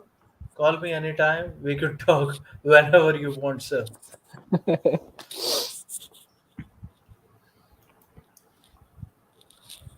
My father today said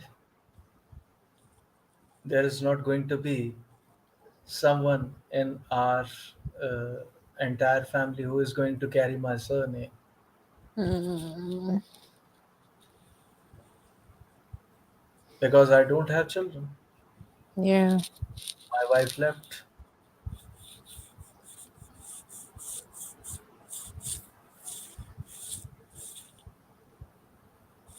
You tried everything, failed. Yeah.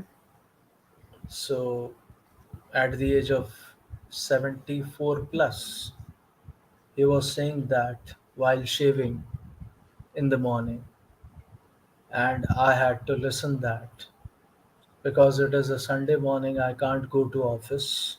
Mm-hmm. I have to listen to that uh, painful screaming of my father, and I had to sit through that. It does a lot to your psyche. Yeah, definitely. You should still get a surrogate though, contriver. I'm ready for it. Parents are I saying that mean, it is yeah, yeah, not yeah. natural enough. So Ugh. that is why I told him this morning only. It is now 5:25 p.m. right now. So I told him just 5 hours ago or something. So what do you want me to do? Do you want me to uh, adopt a child? He said, no, it is not going to be your flesh and blood. So Right, I said, okay, then what do you want me to do? Because I mean, I can't bring up surrogacy because he's my father and I have to be respectful towards him in certain way. So I can't bring him up.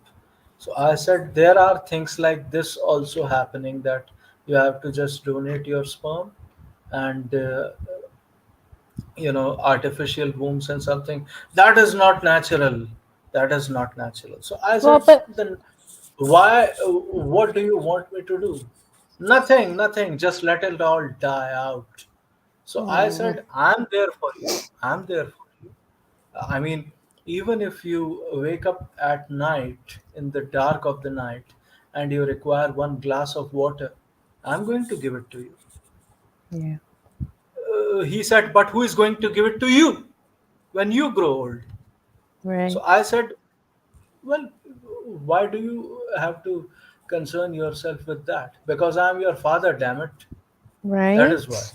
It's because that's the because that's how it's supposed to be. Yeah. It's all gone. It's all gone. Well, Done and I dusted. mm. Surrogacy, I brought up artificial wombs or something. He said it is unnatural. So, Well, yeah, I can see the artificial womb, but a surrogate is something completely different. and what sort of a lady that is going to be, what is going to be the character of the said lady who does that professionally, that is something that came into the conversation. So I said, okay, fine, you people don't want anything to do, you want me to just get married and hang myself by the gallows. Because Right. when I was in school, one of my friend, I don't want to mention his name, his father, in our, just like you people have blocks, we called as street, and Hmm? within the very same street, uh, his father committed suicide by hanging himself by the ceiling. So Mm, his mother got the job which he was earlier doing in a government department on compassionate basis. Either of the spouse actually get, if someone dies under unforeseen circumstances in this way. So the wife gets or the husband gets job on compassionate basis. So his mother got the job. Then my father used to be friends with his father and their family as a whole. So one day, even after growing so much old, my mother told me his mother was very aggressive, nature wise. She used to fight with everybody, their next door neighbors, everyone in the vicinity, and that is why his father was fed up, and that is why he committed suicide. And these were the days of the good old patriarchy, which I am saying, in the Right. 80s and 90s. These were not the today's day and age, where Yeah. everything is inverse. So, if that is the case, I don't want to hang myself by the gallows, Yeah. because you people we all are not immortals. We all have to die out someday. But if everything from us is taken away just like the last time, how am I going to survive? Right. And it is not a thing that could be vetted by all of us. I just want that artificial wombs come up, and that actually would be a big game changer. But even by that age, I would be in the 40s and 50s. I could father a child, but would I be able to sustain a child? And would I be able to actually be the age for becoming mother and father is the 20s. I'm in my mid 30s. So I can't actually try to father a child in this scenario. It is. I don't know. I don't know, contriver. I think as far as life span goes, it's like you're not even to midlife yet. Like, I mean, you have I have plenty of had time. my midlife crisis before that, good mother. But that's not I have had my midlife crisis in the late 20s itself. So that is why I'm over that period now. I'm not in my whatever. prime. Whatever, old Mentally. man. Old man. Mentally. Yeah. Yeah. Listen to me, young lady. Right. I'm an old man. Right.